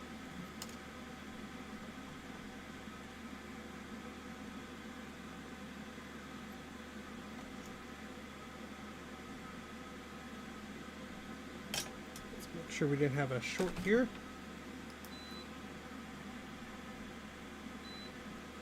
I have another board here for comparison. Let me just make sure that something is right. Yep, we're good. Okay. Alright, so now we have two small caps, and those are going to go one right there and one right there. And then we're good. Oi!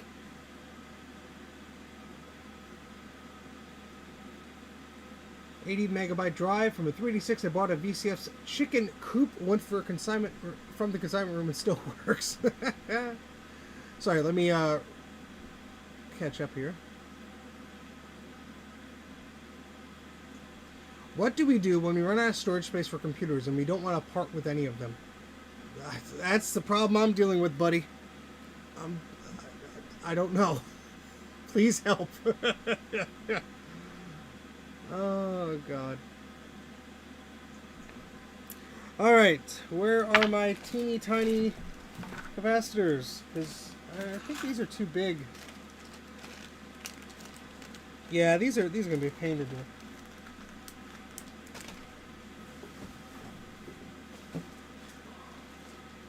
There we go. Here's two tiny ones. Perfect. So I'm afraid to say that I do have a car with electronics in it right now.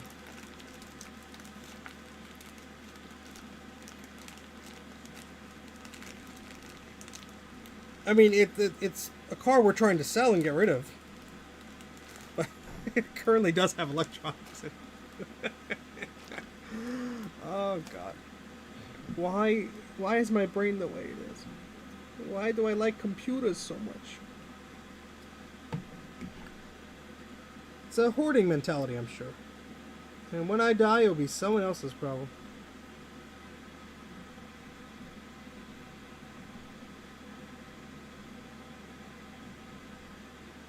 Alright, last two caps going on the board.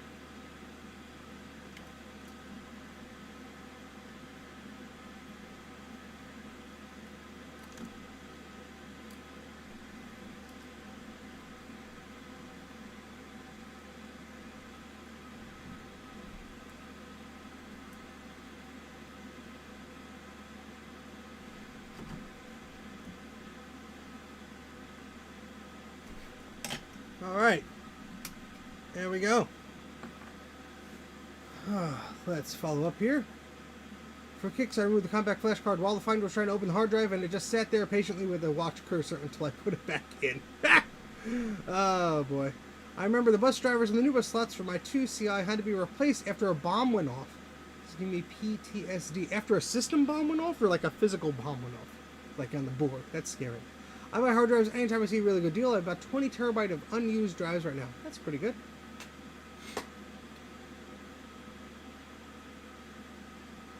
Yeah, I bought, what is this website called? Server Part Deals, I think? No sponsorship or anything like that. It's just, I've bought from them before. And basically, like, the server-grade hard drives, they are refurbished by a manufacturer like Seagate or Western Digital. And, you know, you can save, like, nearly 40 to 50% on some of those, battery bombs. Sorry, I didn't read correctly because I'm an idiot. Yeah, pretty good deals on that. And I bought enough to fill my RAID, but, you know, obviously, since everything is refurbished or whatever, you know, there is a risk that it might not last the test of time, but there is a 2-year warranty on the drives, at least the ones I purchased. So hopefully, I won't have too many problems with that, but that's why I have a backup for my thingamajigs, so there'll be a backup for my backup. But yeah, I mean, with growing digital storage and cloud stuff, and I don't know, I'm running out of space. I'm running out of space. I had to remove years worth of iCloud photos from iCloud because I couldn't afford to put them on there anymore. It was an insane amount of money. Hey Jeff, how's it going? Pro did a bunch of board alongside the cats, prepared no traces to fix the thing. That was fun. Oh boy, that does not seem like fun, but I know what you mean. All right, cool. So let's take a look at this board. Let's see if there's anything else. We have all the caps on here. That trace doesn't look too happy.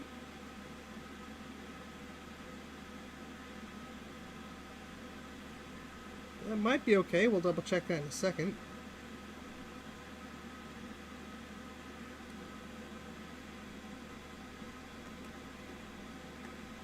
Let's check that one too.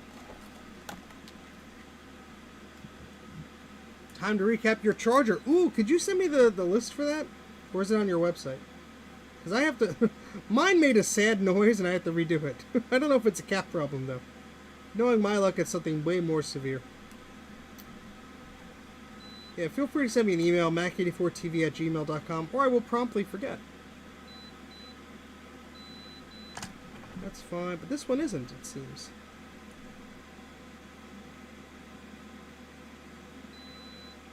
Well, that's fine.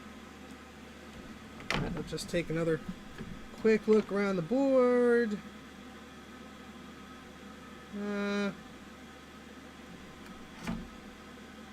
Okay, cool. When you do that, let your old pal, old buddy, old Steve know. Because that would be some useful information for me. And especially when those forms go down or, you know, information just gets lost. It's good to, you know, put on a website or make your own guide. I mean, it's information. It's not like a proprietary secret. The more places that stuff is, the better.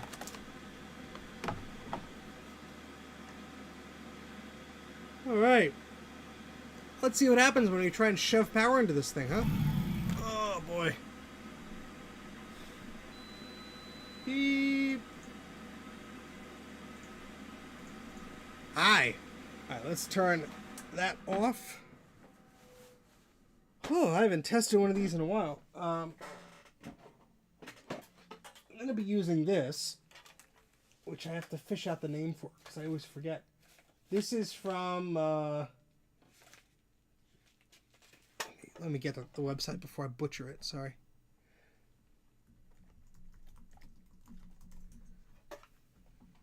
This is from IIci Machines. This is a beige ATX power supply adapter. And so basically you plug in an ATX power adapter, like this one. And mine is missing the screws because I took them out because some of these have a thing that makes it harder to fit. But anyway, this adapts an ATX power adapter to your 10-pin power plug, like on the Mac 2CI, 2SI, Centra 650, etc. Sorry. Trying really hard. And yeah, it's a great little solution there. You can buy it. This one was given to me on discount. And, I'm just going to use some tape here to make sure the plastic is covered. But I've tested it on 2 machines. So far, so good. So hopefully you'll be happy on this one. And I don't think it bypasses the soft power circuit. I don't think so. I don't think they mentioned that on their website. Let me see. It says compatible with the 2CI, 2CX, 2SI, 2VX, 2VI, PowerMax 600, Performa 600, Centras and Quadra 650, Quadra 800, PowerMax 7100. Oh, it supports soft power, permitting the use of power switches found on keyboards. Yeah, so it should continue. Yeah, let's see how this goes. Again, not sponsored or anything, but something that I find useful, and I'm going to probably I'll combine this into the video because it's hard to do a video about like a small little thing because it's like, oh yeah, it works, I recommend it, bye. But like K-Mac sent me some cool stuff, and I bought some cool stuff from them. So maybe it'd be cool to just like combine a video about like new products for vintage computers. All right, so we're gonna plug that in. I hope this doesn't explode, because then all of my hey, look at this will be like. All right, let me get up here. I'm not wearing a belt, so let's make sure I'm fully adjusted here. There we go. Let's see. I need a keyboard. I also need the video scaler to be on. I also need the video cable. If it's still here. Where did I put that? There it is.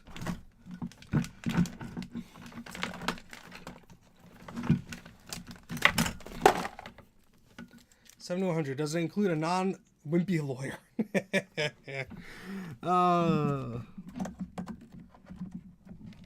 All right, and here's a speaker. Can steal you, hopefully. All right, and for the first test, I guess we'll forego the keyboard. Let's see if I can get the above camera cooperating today. No. Let's see if I could fix that.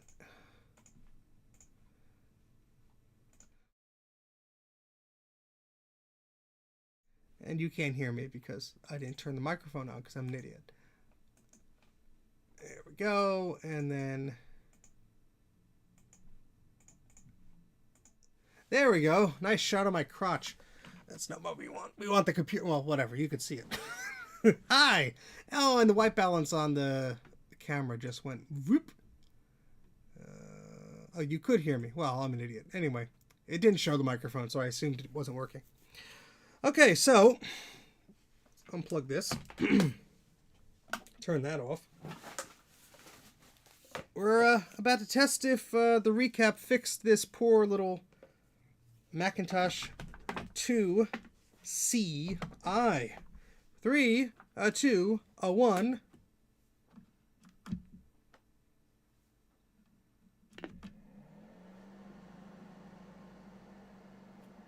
I heard it power on, and I heard the speaker pop, but no chime.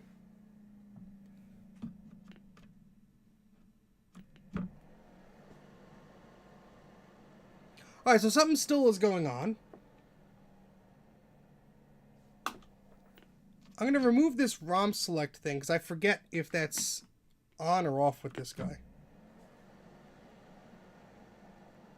You know, that's with the ROM not plugged in. Okay, so we still have a problem here. But there is power. There is power. I don't think the battery is required to boot this machine. I have one here. Somewheres. Here we go. Do the Mac 2 video cards fit in the 2CI? Yes, they do. Yes, they do. Now, I do have to remember the polarity of this because I think the 3D print is a little bit suspect on this little battery dongle thing, but it was free, so I cannot complain. Excuse me. All right, so voltage test. This is in the on position, and let's just try this out here. Yeah, that's reading as negative.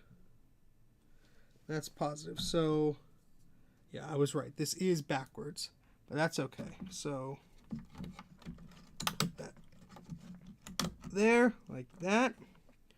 The little battery is on. Let's plug this in. See if it does anything different with the battery.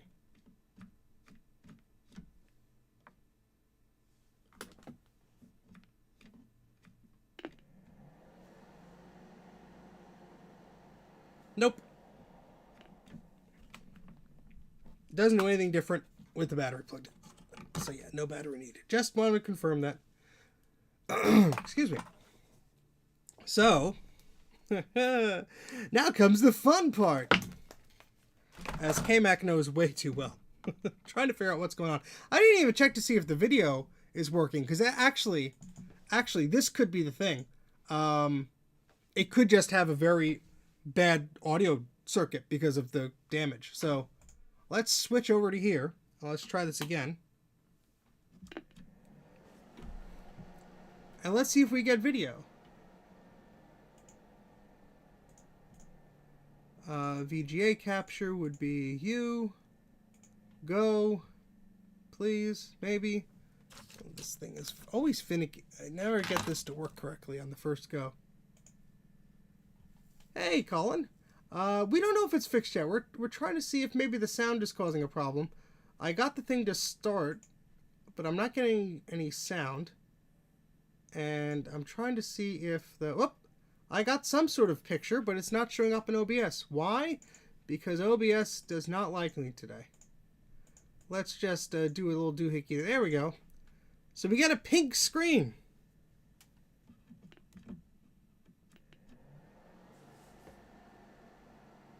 That is interesting. I've never had that before.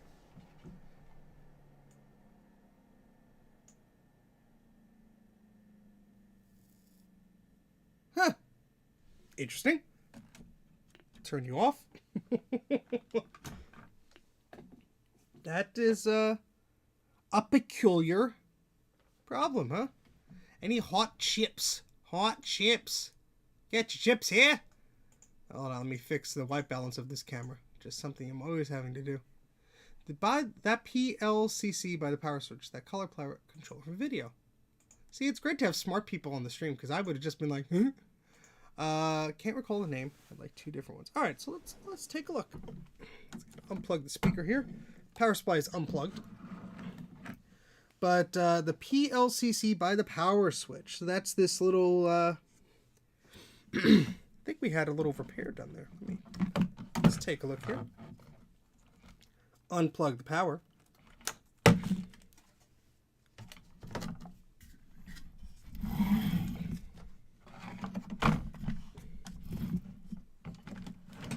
I mean, the board is a little dirty too.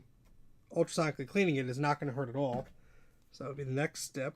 But let's switch to the microscope view so you can see what the hell I'm looking at. Is this the one you're referring to, Will? This IMP right next to the power switch here. It does say ADB on it. Or are you referring to something else? This was fairly close to that capacitor. This board could use a good cleaning either way. Want me to switch cameras? Excuse me.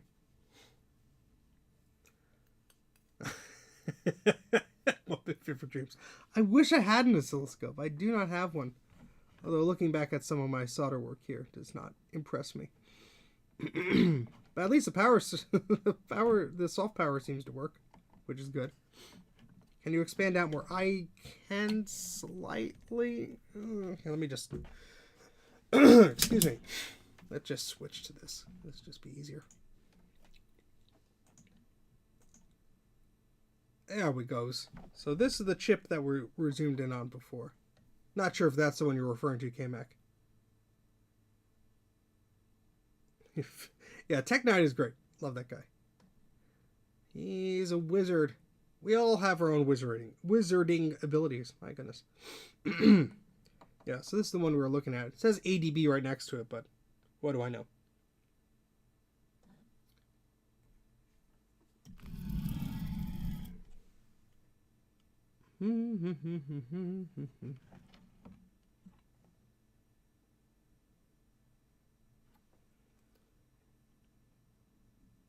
Yeah, I mean, there's a few other areas I could look into closer, especially around these caps. And I didn't check to make sure I put the caps in the right orientation. Yes, yes, yes, yes, yes, yes, yes, yes. Okay. Seems happy. Excuse me. As I can put the camera back on the stand. I'm still getting over a slight cold I had, which is annoying because I went on vacation with that cold. It was so fun having a cold on vacation. I had it before vacation too, which was not fun either, but anyway. My error. Wrong board. No worries. But it is video related with the color palette. Okay. You know, I'm curious if I just shove a NuBus video card into here, if we'll get a proper video. We might not. Let me go round up a card, I suppose.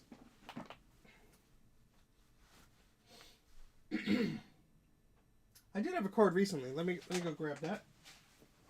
I will only be a moment. Maybe.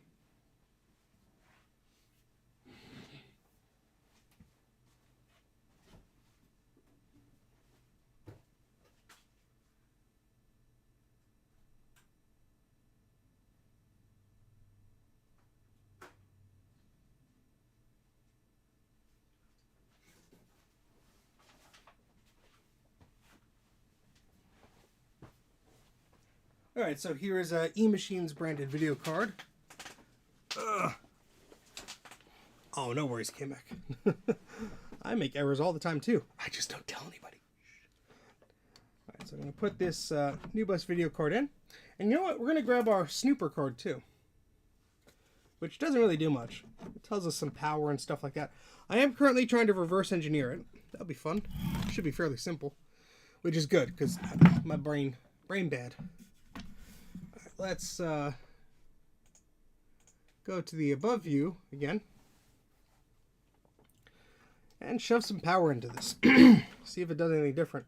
I'll have to switch this board around here. Too many boards and things. If you're looking to pick up a scope, keep an eye on Wriggle's clearance page. I picked up an open box 1054Z a few years back for $250. That is a page I've not heard about before, but now I'm intrigued. I think that's something I will have to look into. I'm going to screenshot that so I do not forget. Thank you, Colin. Appreciate it. Hey, Garth, how's it going? And Ryan, we are working on a Macintosh 2CI that had some sadness, and we recapped it. Now we're getting a pink screen. So what I'm going to do is I'm trying an external video card here. And we're also going to try this snooper card just to see if we get any clock activity or I don't know. Fun stuff, right? 3, 2, 1.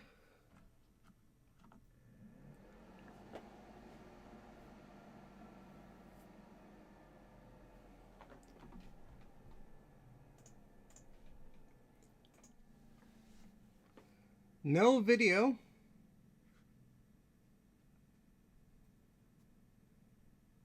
And no activity on the little light there. So we're using that external video card. There's nothing there. But we get positive voltage, it looks like, across the board. No ADB, no power, no activity lights. The clock light is blinking, as I think it should. Huh. Well, let's turn that off. Gutbomb says, hey, Steve, I have a USB scope that has Mac software. I don't need it anymore. Would you be interested in a donation? If you send it my way, I will make sure somebody that I know will make use out of it. If that's something you want to do, send me an email, please. Mac84TV, as in television, at gmail.com. Wow, I'm an idiot. Mac84TV at gmail.com. Sorry, I've been out of it for a while. And we'll talk further about that. Ooh, that looks fancy, Colin. That's very fancy. Let's see, I'm just getting confused looking at the different models. 1054Z. 1054Z. $349, not in stock, but that's the one there. That's tempting. I'm going to have to keep a look on that. Okay, so something is still not happy with this board. We're getting pink video out. I'm going to go grab my thermal camera. Yeah, that probably is a good deal. And I'm going to see if we could see anything. I don't know. Be back in a moment. Going to the BR back screen, and you could start your dance party as I go grab the thermal camera dealie.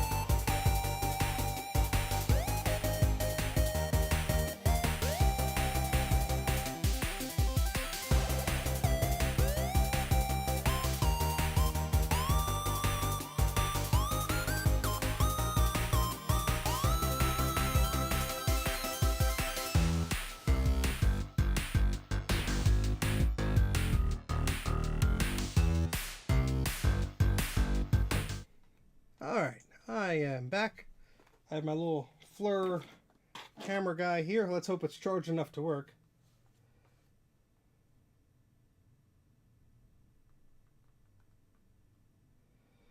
So I just got a text from Mr. Retro himself. He's setting up at VCF, which is great. VCF Southeast or Southwest, whatever it is. All right, let's plug this in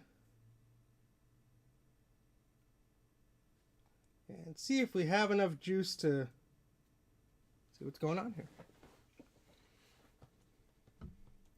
I've never been super good with scopes. We don't really use them anymore in medical equipment repairs. I only have one procedure for older CT scanners I work on and use, but super rare. Everything is module whole board replacement these days. Interesting. All right, so we do have some low battery, but we're gonna try. So let's power on, go, and let's see. We still get the pink. Actually, now it's blue. But let's see if any chips are getting really hot. Between the new bus slots, those chips are getting to be 100 degrees.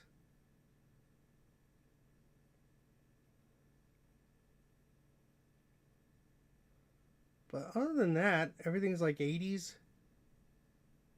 Yeah, I mean, these little resistor packs between the new bus card slots are getting to 115 degrees, which I think is a little high.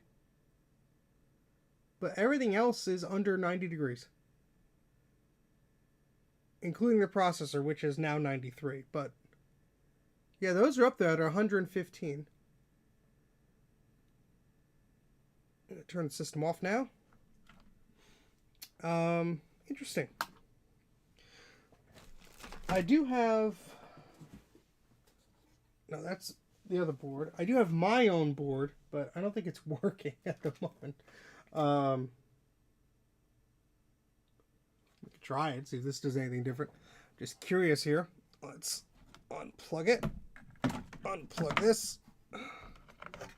Put this board to the side.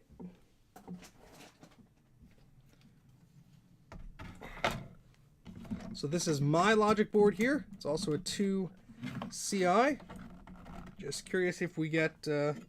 I forget if this works, though. It has no RAM in it, so it's not going to be happy with us. But we should get a SADMAC tone, I guess, right? Let's find out.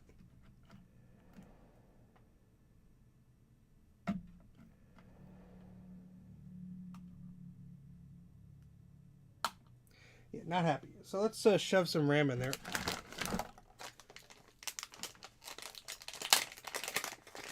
Liquid helium. So I don't know, some of these suggestions I'm getting, I might not try. I don't...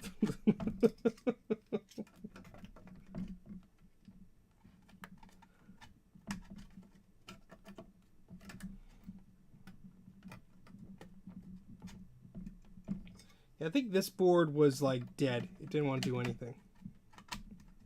But we'll find out.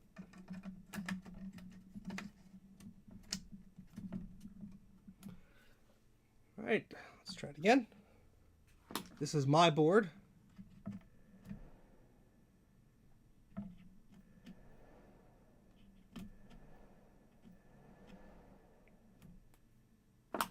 Yeah, this, I think there's a problem with the startup circuit because I'm pushing the power down and it's like, it doesn't stay on.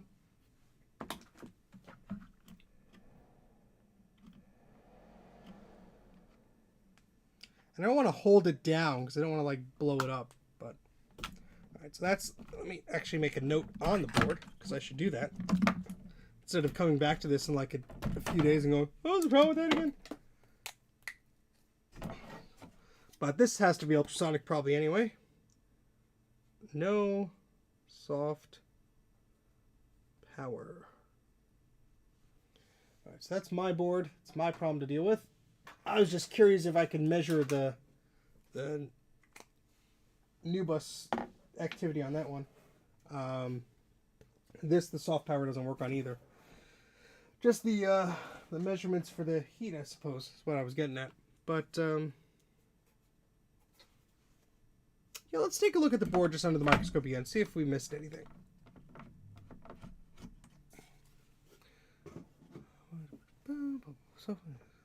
Fresh rate is lacking compared to download scope. Oh, that type of a scope. I'm sorry. See, I'm an idiot, Gutbomb. When you said scope, I thought microscope. And here I am talking about oscilloscopes, and you're like, yeah, oscilloscope. I'm like, oh, God, I'm an idiot. I was like, oh, yeah, I'll give the microscope to somebody who needs it. Now I go thinking of others before me. That's just how I am sometimes. Oh, gosh. No. Yes, please email me, Gutbomb. I'm an idiot. And if that's something I could use, I know nothing about oscilloscopes. But if that is something that would be suitable for this kind of work, then heck yeah. I'd be happy to have something. I have an old analog one, and it's like the size of a briefcase. But, alright, let's see what the heck is going on here. If we missed anything important, if any chips look very sad.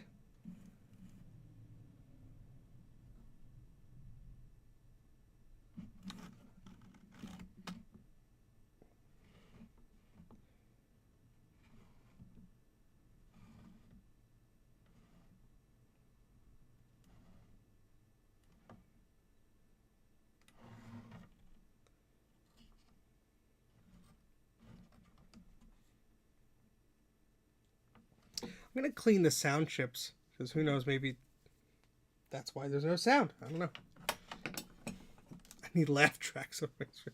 I am a laugh track.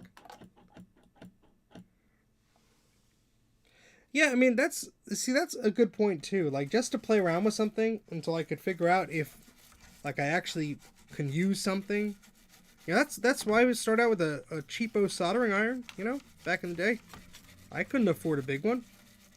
But if I could use the heck out of a cheapo one, and then it's like, hey, you know what? I'll actually use that. So I'll invest money in a good one. Yeah, so this trace out of the sound chip does not look the hottest. Let's test that. I know I tested it previously. Add solder to that large cap. It moves around easily. It did it? This one? This one? Which one are you referring to? Oh, this big old fat one? Yeah, these are axial ones. They're easy to move. That's not going to be causing a problem, I don't think. Very rare that those actually fail.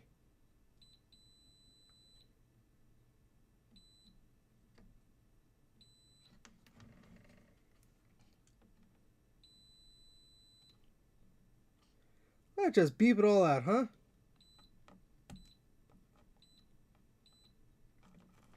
These are the two sound chips. That's why I'm just trying to make sure there's continuity where there should be.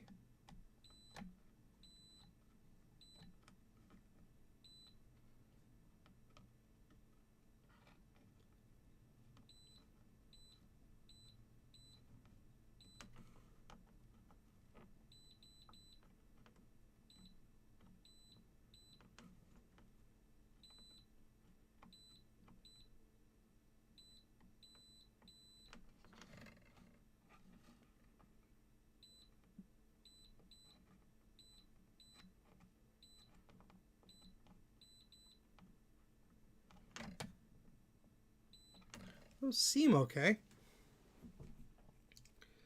Yeah, I have to see one of those whatchamacallit, one of those soldering pencils. I've seen a lot of them, but I don't know. I want a small, like a, you know, a nice one, but one that's small enough for me to get between spaces and whatnot. I guess they all are pretty small, but if you could recommend one, K-Mac, if you could send me an email or whatnot, or a direct message on social media or something like that, I'd appreciate it. Oh, my nose is getting all congested. Isn't that nice? Isn't that nice?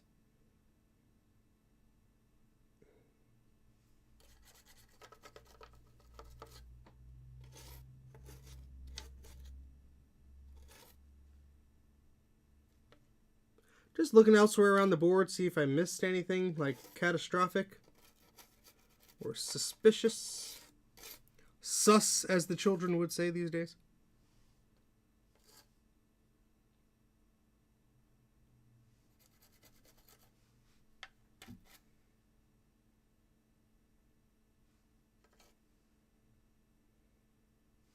I mean, this looks a little suspicious here.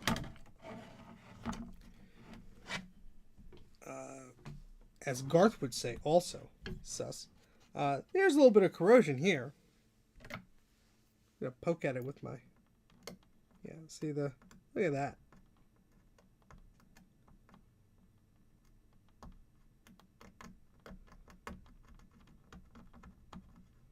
Look at that. Where'd the heck my scalpel go? Don't tell me I lost my tools again. No. Here, it just fell off over here. Ah! Now it fell on the floor. It almost stabbed me in the foot. TS101. Thank you. Please email me too, because I will forget that in 10 seconds. Oh, there's a little bit of corrosion on this cap. Never mind, look at that. That's a first. Oh, man. I guess we will replace these damn axials, huh? I haven't seen corrosion on these caps like that in a long time. So I guess they have to go. If they's corroded, they have to go. Oh, thank you very much, K-Mac. Appreciate it. I mean, I would assume those axials wouldn't be causing the pink video and no chime, but who knows? Who knows? Excuse me.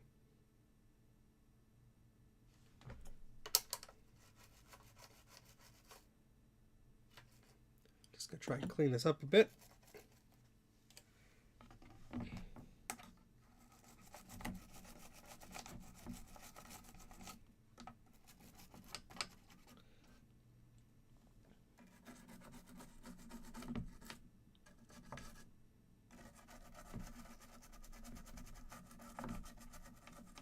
So right now what the machine does is it currently turns on and the speaker pops, but it does not chime.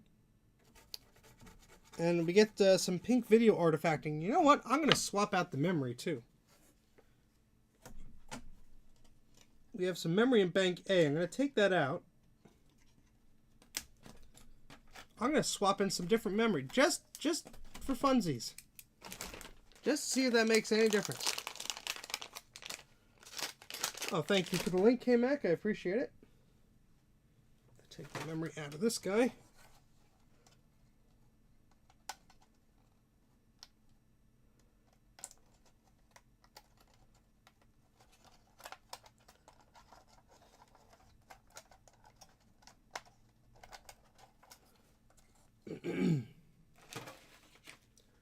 Let's reinstall some of these memory modules in slot A.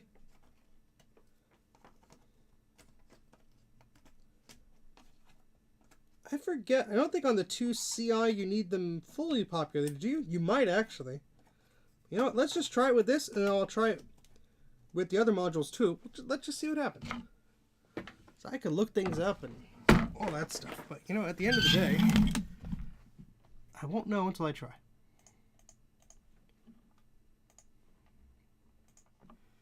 All right, so let's plug this power supply in. Plug this video in. Let's plug this speaker in. And let's see what happens. 3, 2, 1.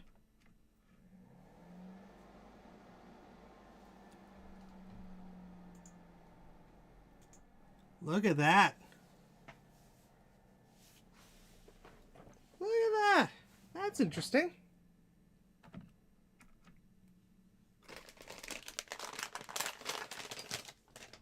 Now this has metal clips for the memories. So it's going to make it very easy for us to just whip these off and put the old ones back on.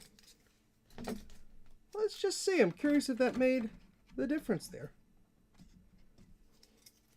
Would explain why it's not chiming if it's unhappy. Kind of, sort of, maybe.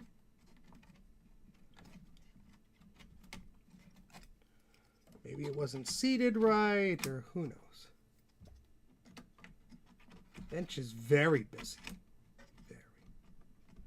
I do not control the YouTube notifications. That's why I post it to Twitter, Mastodon, and Discord. So my apologies, but I do try to alleviate that problem. Back to a gray looking screen now. The 2VI and the 2VX are very similar except for the processor speed from what I recall. Let's shove in all the memory.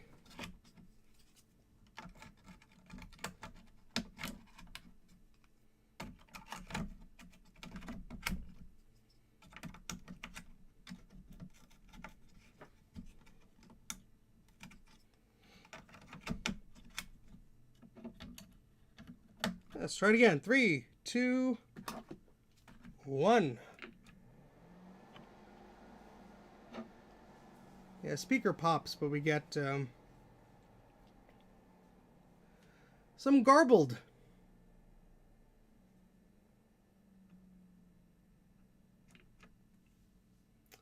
Let's try that snooper card again.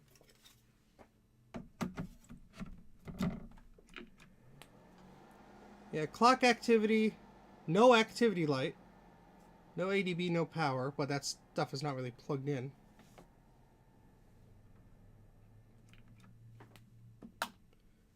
Interesting indeed.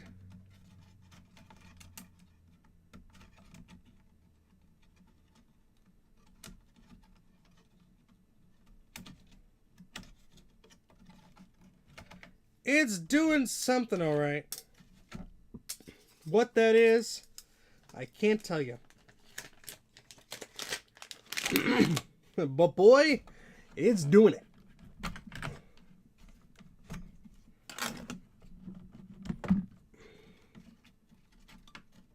I've never personally seen that on a system, so I can't really say what I think the problem may be. Like, if it was chiming and not displaying video, I think that would narrow it down, but it's not. Something is not happy. The memory chips look okay. I mean, the slots, at least. I could clean them. I don't know if that's going to solve anything, though.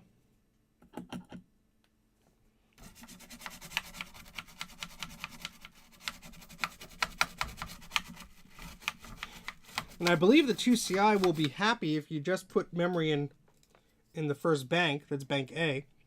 I believe it should be satisfied if you do that. I'm going to clean some of these chips too. You never know.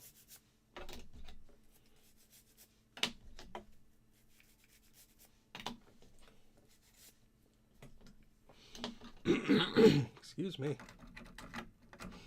Very sinusy and nasally today.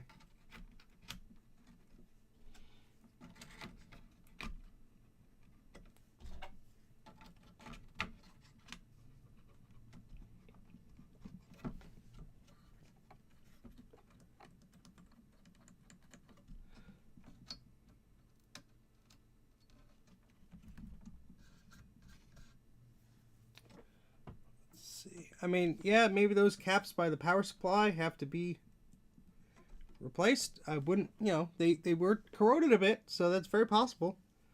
I'm just curious here why why it's doing this. Just very interesting to me. So, good afternoon, Starbuck. Let's try it again. 3, 2, 1.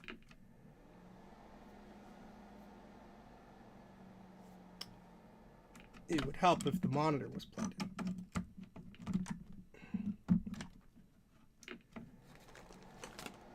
Still get the gray screen, no chime. Reset and interrupt buttons do not seem to do much at all.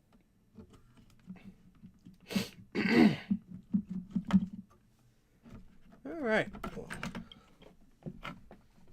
Let's see what we got going on here. Let me just click on this link here so I could find it later on. Well, it looks like an interesting soldering pencil. Thank you for the link, K-Mac. Let's see here.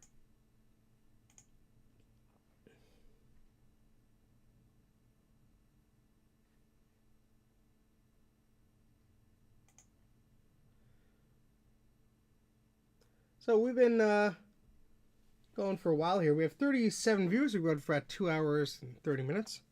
I'm going to take a little bit more of a look at this thing. My nose is really getting all congested again. No reason. I was totally fine. For like a day or so. It's a Macintosh 2CI. It's been on my bench since December. And it's about to be ultrasonically cleaned because I don't know why it's so unhappy. I'm going to make sure none of these pins are touching each other or anything weird like that. That's happened before. You know, just a pin is leaning the wrong way. I mean, that looks like, I don't know. There's a lot of suspect things on this board that could be the case. Could be the culprit of what's going on. But I've never seen like the shades of pink and all that stuff that's been going on. I'm not sure. It's just some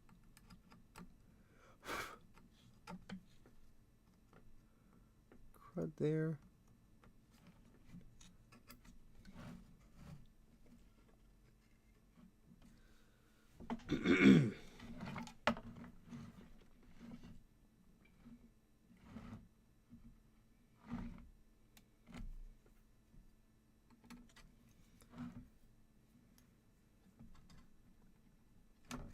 Just try and clean this a little bit.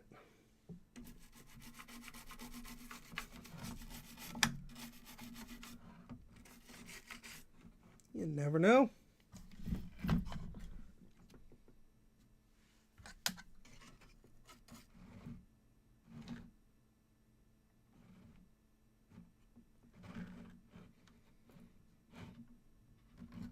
Everything on that side looks okay. Let's flip the board over. All 35 of you, thank you for tuning in. If you have not already, please consider smashing that like button. As my good old pal Bruce would say, it tells YouTube that what you're watching is, you know, is decent. And it gives my channel a small little twinkle of recognition, I'm sure, somehow, somewhere. I don't pretend to know how the YouTube works.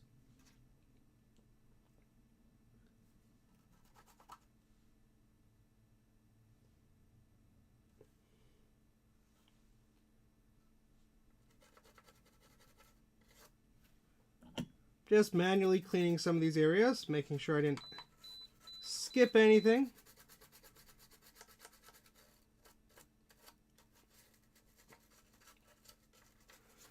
Excuse me.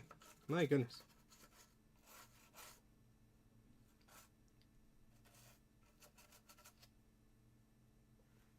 Let's take a closer look at this. Lower left corner dummy. What are you yelling at me for? Oh, never mind. Yelling at your brother. Oh, that I will allow. Brotherly love is just... It's just something I'm very, very familiar with. You might be familiar with this stomach noise that my stomach just made. You know what? That looks a little finicky. Let's just...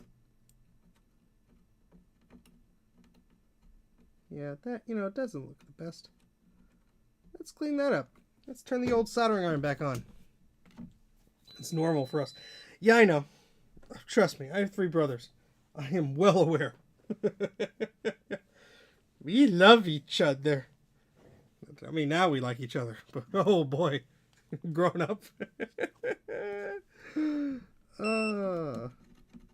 Brotherly love indeed.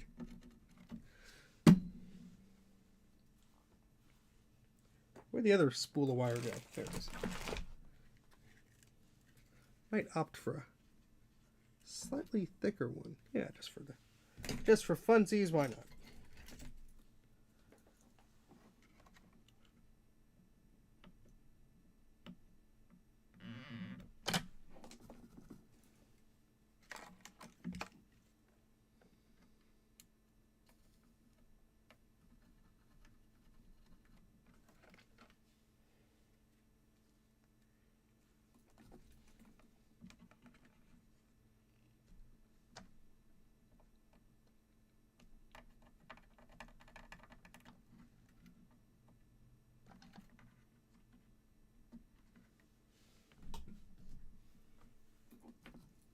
It's going to be a bit yucky because I have to melt this just to... Come on.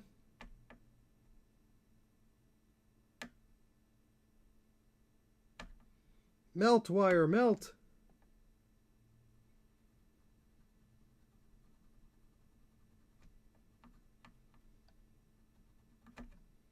You'd think that a 420 degree soldering iron would melt things when you touched it, but you'd be surprised. There we go.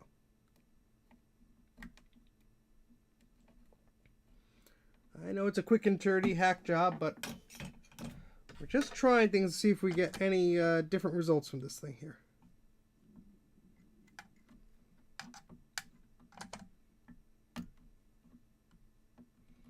Alright, so that is certainly making a connection.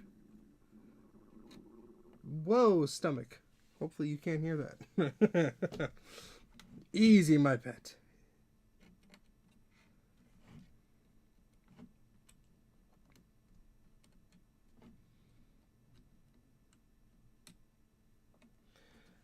Let's see. Anything else weird going on here that I didn't catch before? That was actually still connected. That was as well, but doesn't hurt to check again.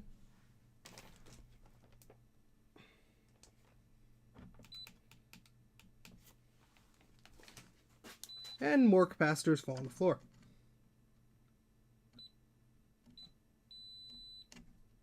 Yeah, that chip is awfully, has a lot of gunk on it. Let's just try and clean that up.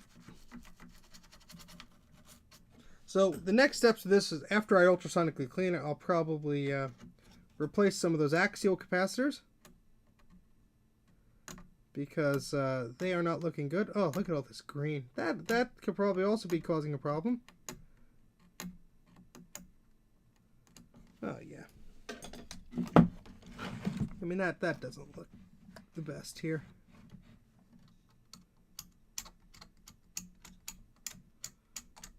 Yeah, just like, look at all that gunk. It's only on this side, only where those caps were. Wouldn't be surprised if something isn't making a connection here. We certainly have a number of little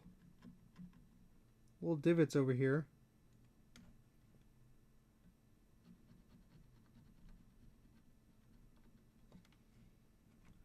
Hey, look at that. I think that was making a connection, though. Well, we'll find out in a moment.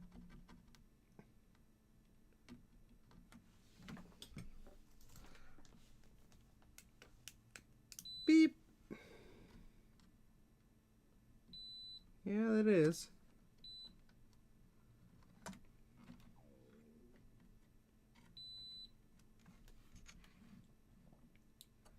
I mean, there are little specks of corrosion like here and there, but I'm not seeing anything major that would cause an issue.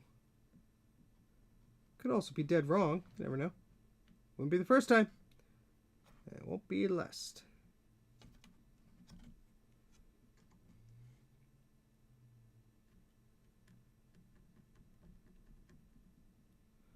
I mean, a lot of these traces have some wear to them, but at least it appears they are actually going where they're supposed to. Yep. What do you fellas think? What do you think's going on here? What do you folks think?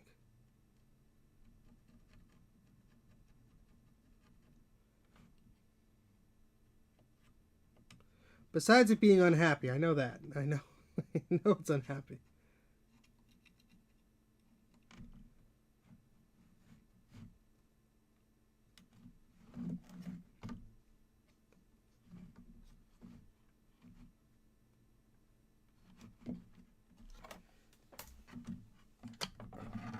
Now I want to check out this chip here that I repaired before. I didn't do any much poking around on here though. I mean, it looks it looks fairly intact. I did reflow everything here.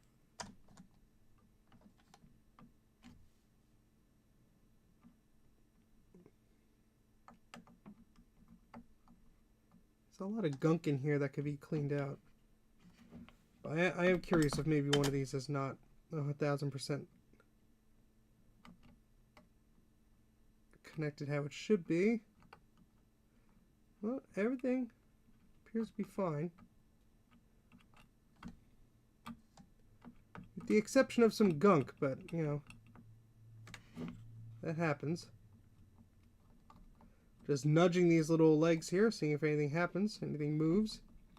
This might not be connected, actually. Look at that. Let's test all of these. How about that?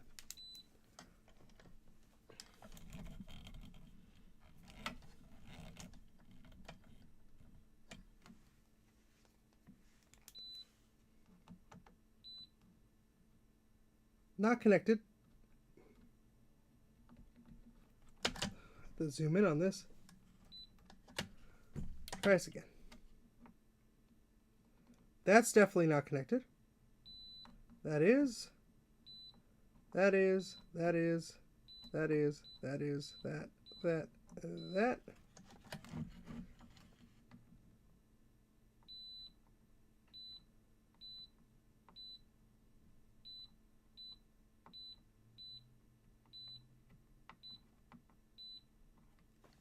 Alright, so we have to fix this. Oh my goodness, we have some fun over here too. That does appear to still be connected, but let's fix this.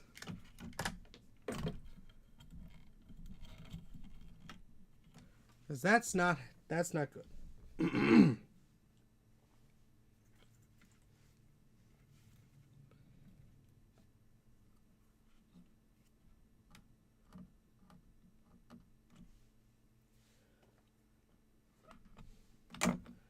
All right.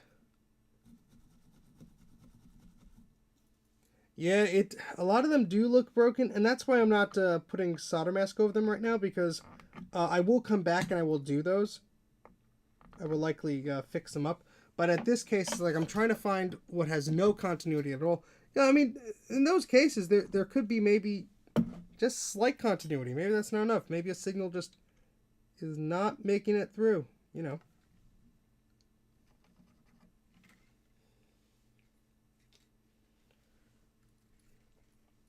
But that is a very good point. Yeah, a lot of this is like kind of maybe sort of working, maybe connected.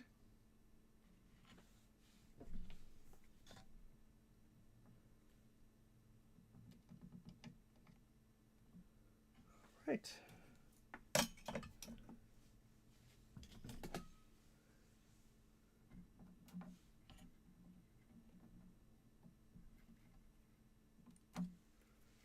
Try and do this way, see if this will help.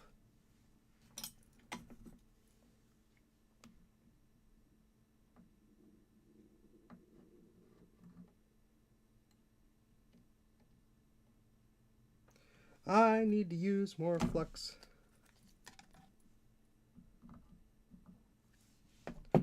I also need better tweezers. I have them somewhere, I just gotta find them.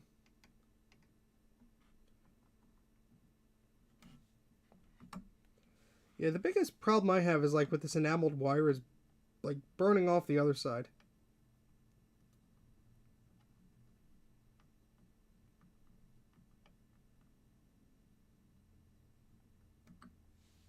I usually could do it on one side because I have it like against the wooden board and I'm putting pressure on it and I'm rotating it. But like, I have to hold this down. Just trying to, no matter what side I start with.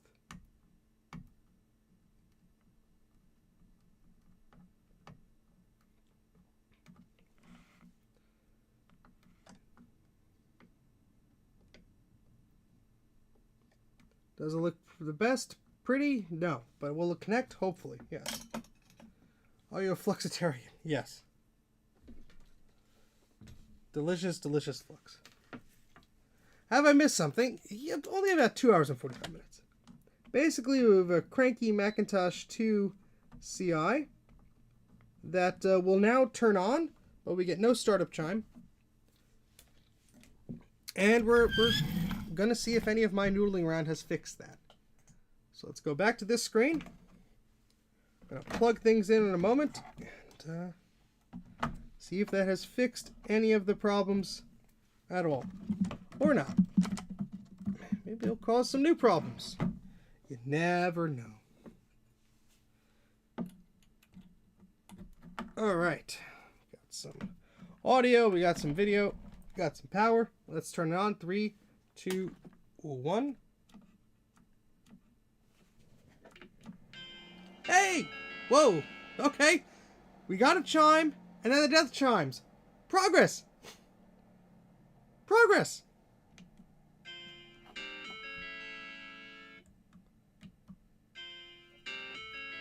Very interesting video signals we're getting. Very interesting video signals. Let's try swapping the memory. Actually, no. Let's fill up the memory banks. Let's just see something here.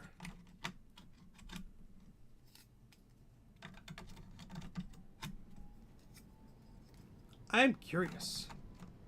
Yeah, then we're going to swap the RAM around completely. This is the RAM that was provided to me with the board, but who knows. 3, 2, 1. Same thing. Different colors. It chimed! Not bad for 2.5 hours worth of work, huh? Alright, let's put this memory to the side. Let's remove this memory. And try with just the other memory.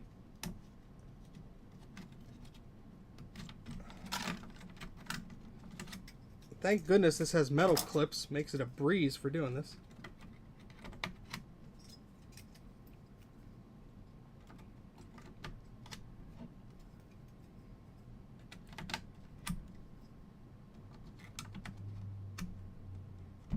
Let's try it again. 3, 2, 1.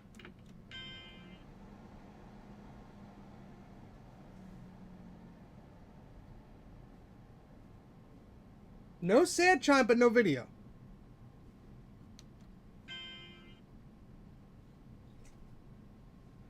Maybe these memory modules aren't happy in this. Oops. I dropped a little thing. Interesting. Oh! Oh! Look what we got! We got a cursor, baby! Let's see that floppy disk with a question mark. Come on. Come on. It's exciting.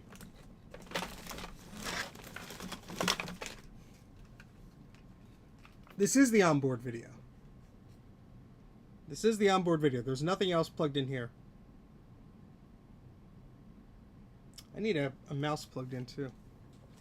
Maybe it's just a lot of memory on this. I mean, we're not getting the floppy disk thing. It could be a... There we go! Hey! As he untangles a mouse feverishly. Come on. Come on, come on, come on, come on. Let's turn this off. Let's plug in a mouse.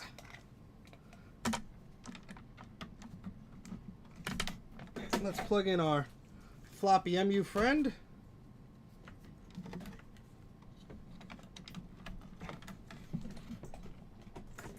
Alright, let's try it again. So that memory may be faulty.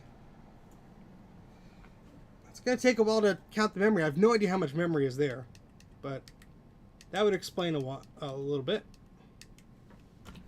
I have a System 7 floppy in the floppy MU. The cursor moves! Hey! I'm excited. Hey, we're booting! Holy crap!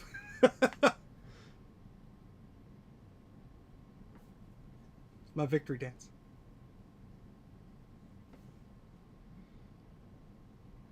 Oh, I'm excited. Good job!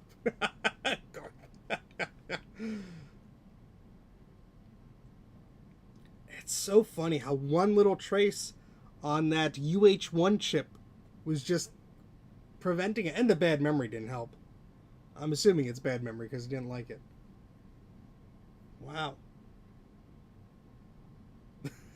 Yay!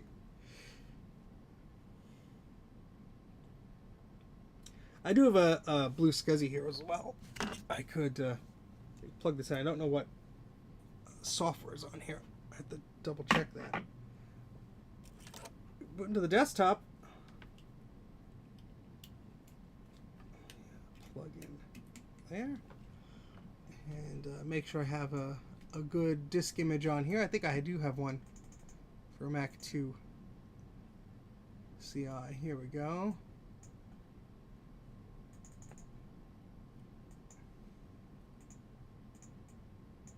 We have for old Performa on here. What else was I having here? Oh, this is all kanji talk stuff. Oh boy, that was a whole other rabbit hole I went down. Not exactly exciting to think about. There we go. We're booted up. Let's see how much memory this thing has, because it was taking a while.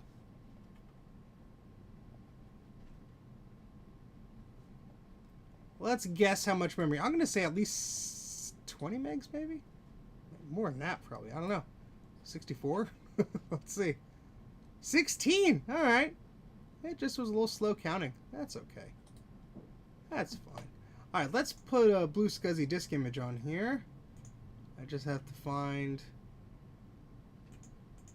my blue SCSI horde here. We have one for a Classic 2 with System 7.1. Might work. 2VX with System 7.1. Oh, I think I had a special enabler on it. Well, either way, I'll copy that over. I know. I had the day off today. I just came back from vacation, had the day off, and I'm like, you know what? Let's do a stream. And I fixed this 2CI that was very unhappy. So there we go. That 030 speed. Yes, I am going to put solder mask on the exposed traces. Alright, so let's eject this blue SCSI. Let's shut down this Mac. If I could get the mouse to work correctly. There we go. There's a bit of a lag on my side, so it's a little hard to... There we go. Shut that down.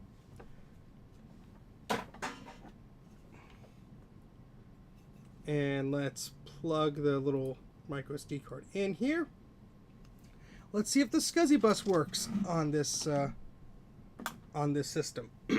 Excuse me. Still getting over a bit of a cold here.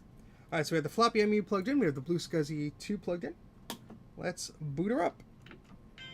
Chime! Alright, so I'm not going to boot it from the floppy. Let's see if this blue SCSI image is going to be appropriate for the system. There's a chance it could not be. You might have a weird system enabler or something. Shout out multimeter. But we'll find out in a moment. We got our cursor. And do we have... Yes, we do have the power light on the blue SCSI. So that's good. Excuse me. Excuse me again. Jeez. I'm going to have to do something. I don't know. Alright, so it's not happy with I saw the blue SCSI blink. Yeah, it's almost like it's not getting enough power. Yeah, it's like in a little boot loop or something. Let's turn this off. I guess I could try powering it externally. See if that would help. Maybe there's a SCSI termination problem. I haven't played around with the 2SI enough to remember. Excuse me again. If there is a weird termination thing like on some machines, but I don't think there is. Let me grab this cable here.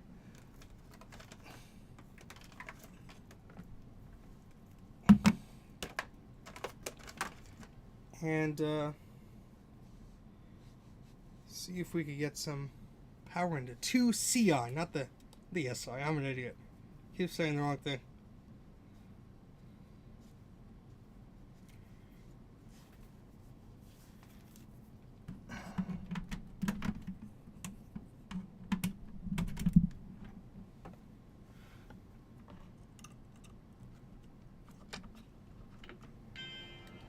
All right, let's see if this will work with the blue SCSI plugged into a blue USB cable. I mean, the blue SCSI is still powered. Let's see if we get any activity light or anything on it. Yeah, it comes on for a second, then goes away. So there might be a problem or a connectivity issue with the SCSI chip or something. That's curious. I'm gonna boot up.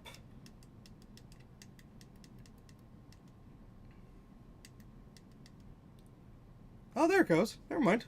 All right, so the external power seems to be working. Alrighty. Well, it's an old machine. I don't know why. Oh, PowerBook Duo. I don't know why it's a bit slow, but first off, get some color on here, huh? I don't have a keyboard hooked up. I just have the mouse. So maybe there's something with the SCSI termination power, or maybe it's just a quirk with this model. I'm not sure. I'll have to look that up. There we go.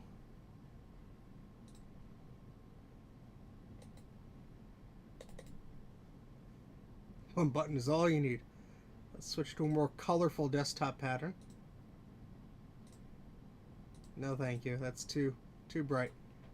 That's better. And we'll just name this. Oh, we can't. We don't have the keyboard, unless I want to do keycaps like a madman.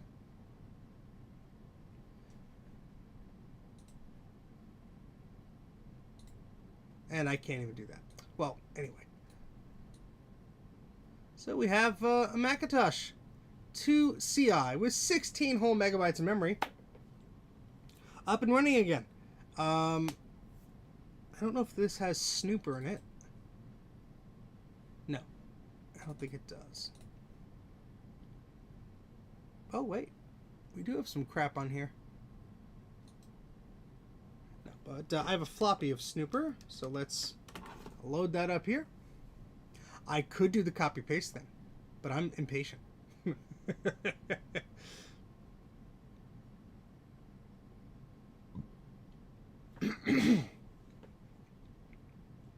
I swear I got over this cold and now it's creeping back. Maybe I'm allergic to rabbits. I just didn't know it.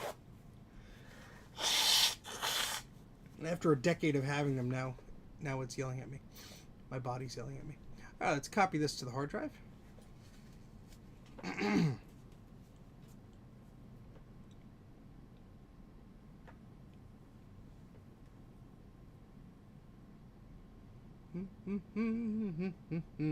Hope everyone's having a good Friday or wherever it is, wherever you are.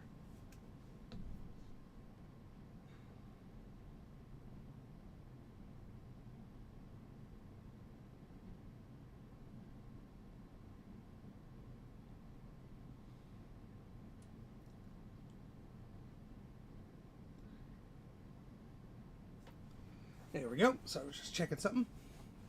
All right. So let's run Snooper and see if it finds any faults besides the modem and the serial port, not with the dongles and such.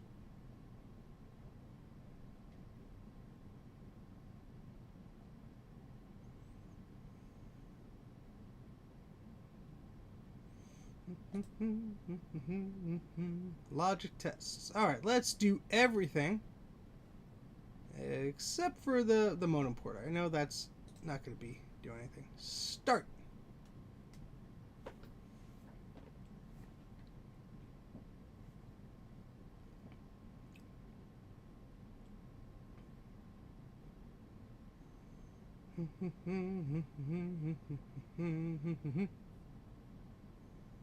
Rutger, Dave, and anyone else I did not say hello to. Retrofox, hello. Welcome to the stream. Probably going to wrap it up in a little bit. We've been going for 3 hours. Does not feel like 3 hours. Feels like 2 hours and 30 minutes.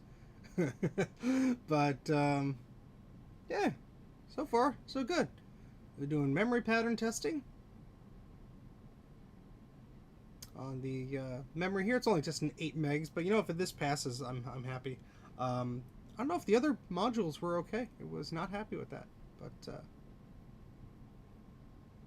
Certainly didn't help that we had that broken trace by UH1 right below the NUMA slot C. That seemed to have made it happy and shine. Which is always nice. It's always nice.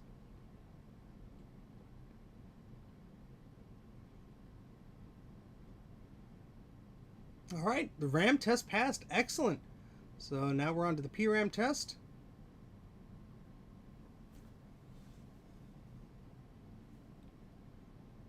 And while we're waiting, if you're new to the channel, please consider subscribing, liking the video, all that fun stuff. Thank you very much, Dave. Yeah, it's always nice to make sure these systems are saved when you can. It's a grueling process, as you see, but, you know, it's worth it. All right, clock test passed. Let's go into the SCSI bus.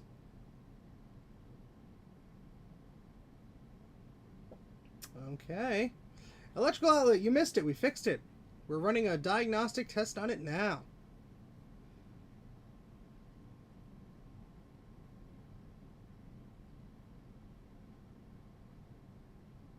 Oh, good luck with that. Just take your time, plenty of flux, more heat if you can, and I'll hopefully help you out there. But be steady, take your time. I know, Ian! It's fixed! Testing floating point unit. Does this one have a floating point unit? There were a few bad traces. One below slot C, UH1. There was a chip there with a bad trace. That seemed to have done it in. So repairing that and swapping out the memory. The memory was also a problem. It's a leverage issue. Oh, good luck, buddy.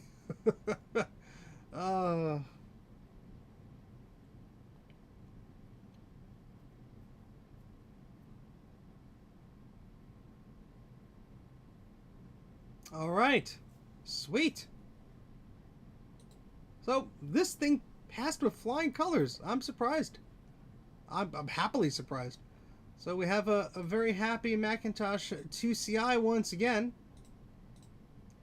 And yeah, awesome. I'm gonna take a screenshot of this. We're using the wrong mouse. Oh, that's awesome. Very happy that fixed this out. Oh gosh, that's a ton of screws, Garth. I had to do that years ago. I do not envy you. Ugh. Oh gosh, yeah, that's not fun. All right, let's switch back to another screen here. Hi. So we fixed this sucker, huh? That's exciting. Let me shut down this machine. Floppy's working, SCSI's working. The only thing that I'm questioning is if there's a fuse problem or a bad connection with the... let me disconnect the power for the SCSI here. Just going to boot it up again. I'm just curious if for some reason the SCSI termination is not working by itself. Because I did have to plug in the blue SCSI to power to get it to do anything. But it's booting up on my other screen here. I'm just going to... Well, turning on. I'll let you know if it actually boots. Yeah, it's booting fine. Okay. So maybe it was just cranky. I don't know. The 2CI is a great machine. I love it. But you're welcome for the entertainment there, Garth. I got an 040 in mind with a portrait display. Nice. Need to start using it again. Was that the let's see. What display did you have before that, Ian? I think I remember you telling me. Was that the big one that I got? Hey, I can also see myself on your screen. Yeah, that happens. Do those resistor packs that were getting hot, do you have anything to do with termination power? I have no clue, but it is working now, so I'm not going to question it. I'm going to, you know, the full page. Yep, all right, Ian. Yeah. That's that's a heavy boy. Oh, gosh, I have to fix that one day. But a portrait display is very nice on these machines. I'm excited for the next swap meet. I haven't cleaned up my mess of a van from the previous one. Ooh. Oh boy! All right, got the cap off. Hey, good job. Glad to clear the hole now. Good job, buddy. Good luck. All right, so let's shut this machine down proper. Again. Turn off the power supply. unplug that. But wow. What a day. Oh, you know what? I'm curious. I'm going to check the temperature of those resistor packs. Now that we fixed that trace that was kind of, sort of, well, see, some of those resistor packs go into that chip, so who knows, maybe they were getting hot because something. I put the thing on backwards because I'm smart. This will be the last thing we do before I probably sign off. I'm also made, System 7.1 explains long boot time. Yeah, System 6 will boot up like that. Ian says, I am so mad someone beat me to a Unix PC 3B1 at the swap. I know. That happens sometimes. I've been beaten to a few things. Alright, let's see. What are you doing? You're calibrating? Low battery, 7%. I don't care. Just squeeze it out one more time, please. I think it died. The battery died. Damn it. This thermal camera battery. Kinda, sorta. I don't know. I'm an idiot. I can't form words. Words are hard. Finding a small needle on my desk. Good luck. I do have a USB-C cable to charge this thing, but it's also the cable I'm using for the camera, so I can't disconnect that. I'll have to test it later. I was just curious if those were going to still get hot with that trace repair fixed. I would wager that maybe they wouldn't, but what do I know? I gotta charge this thing, it seems. I'll just try one more time. Close the app. Open it up again.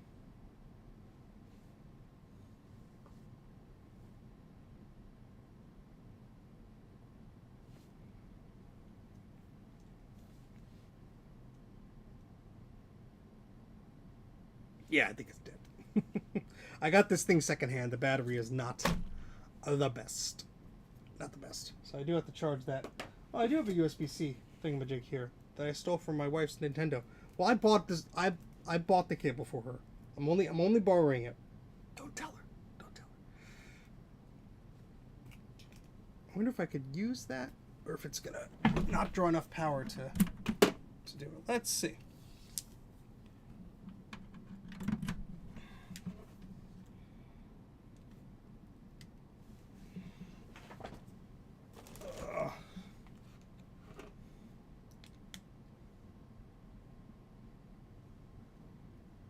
I don't know if I could use this while it's charging. I never tried that before.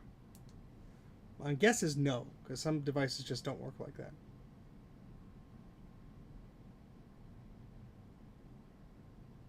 Pretty cool if it does, because that would help me out in situations like this.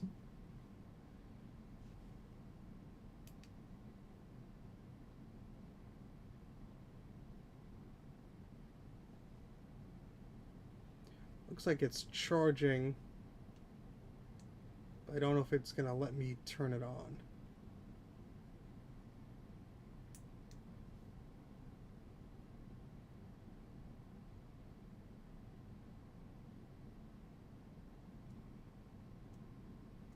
Looks like it's trying, but I don't know if it's like... Oh, wait, battery charging. All right, cool. I can use it while I'm doing that. Sweet. All right, so let me move my fat fingers out of the way. And the system is on. Oh, yep, those resistor packs are still around 100 degrees. The processor's at like 109. Everything else is small potatoes compared to that. Sweet. Alright, so nothing to be concerned about on the board then. I'm going to let that charge for a while. And I'll turn that off. Glider would be a fun one to try on here. I've no games on the Blue SCSI or the floppy MU. It's all business fixing Mac stuff, and I'm getting hungry, so I'm not going to fool around much any longer. It is 4 o'clock. I did not have lunch. Oops. But I did have breakfast wasn't that late. It was like what, 9:30, 10. Anyway, I'm rambling, but hey, thank you very much for joining me today as we fix this this Mac. I did not think that it would be straightforward, and it kind of wasn't, because we did have to go through a few hoops and things, and did throw us for a loop there with some bad memory that was installed there. But hey, it's working. So that's excellent. I needed a win. So yay!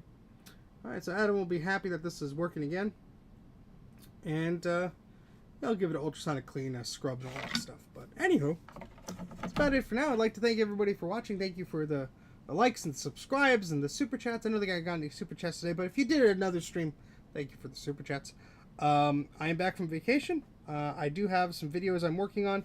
I have no idea when I'll get to them. I'm going to try. I have to repair a few things this weekend, and I'm going to be visiting Mike of Mike's Mac Shack hopefully Sunday to drop off an air conditioner. I don't think we'll do anything fun, but we'll see. Yeah, guess that's about it. Thanks for watching. I had to tidy up some of this board. I don't know if I'll do that in a live stream or a Patreon stream or whatever. Yeah, there's just a few things that I want to put solder mask on and stuff like that. Yeah, I do have to bring the stuff from VCF. That's right, Retrofox. But anyway, glad everyone enjoyed the stream. Hopefully this was entertaining in your Friday evening or whenever you're watching it. I'm now grabbing the wrong mouse to turn off the stream. That's not going to work. But yeah, we've been going for about 3 hours or so. I think it's about time to end it. Thank you so much for watching. Stay tuned. I'll have some more content on there. You can also follow me on Twitter, Instagram, Mastodon, and I'm on Discord too. But that's about it for now. Thank you so much for watching. I'll see you next time. Bye.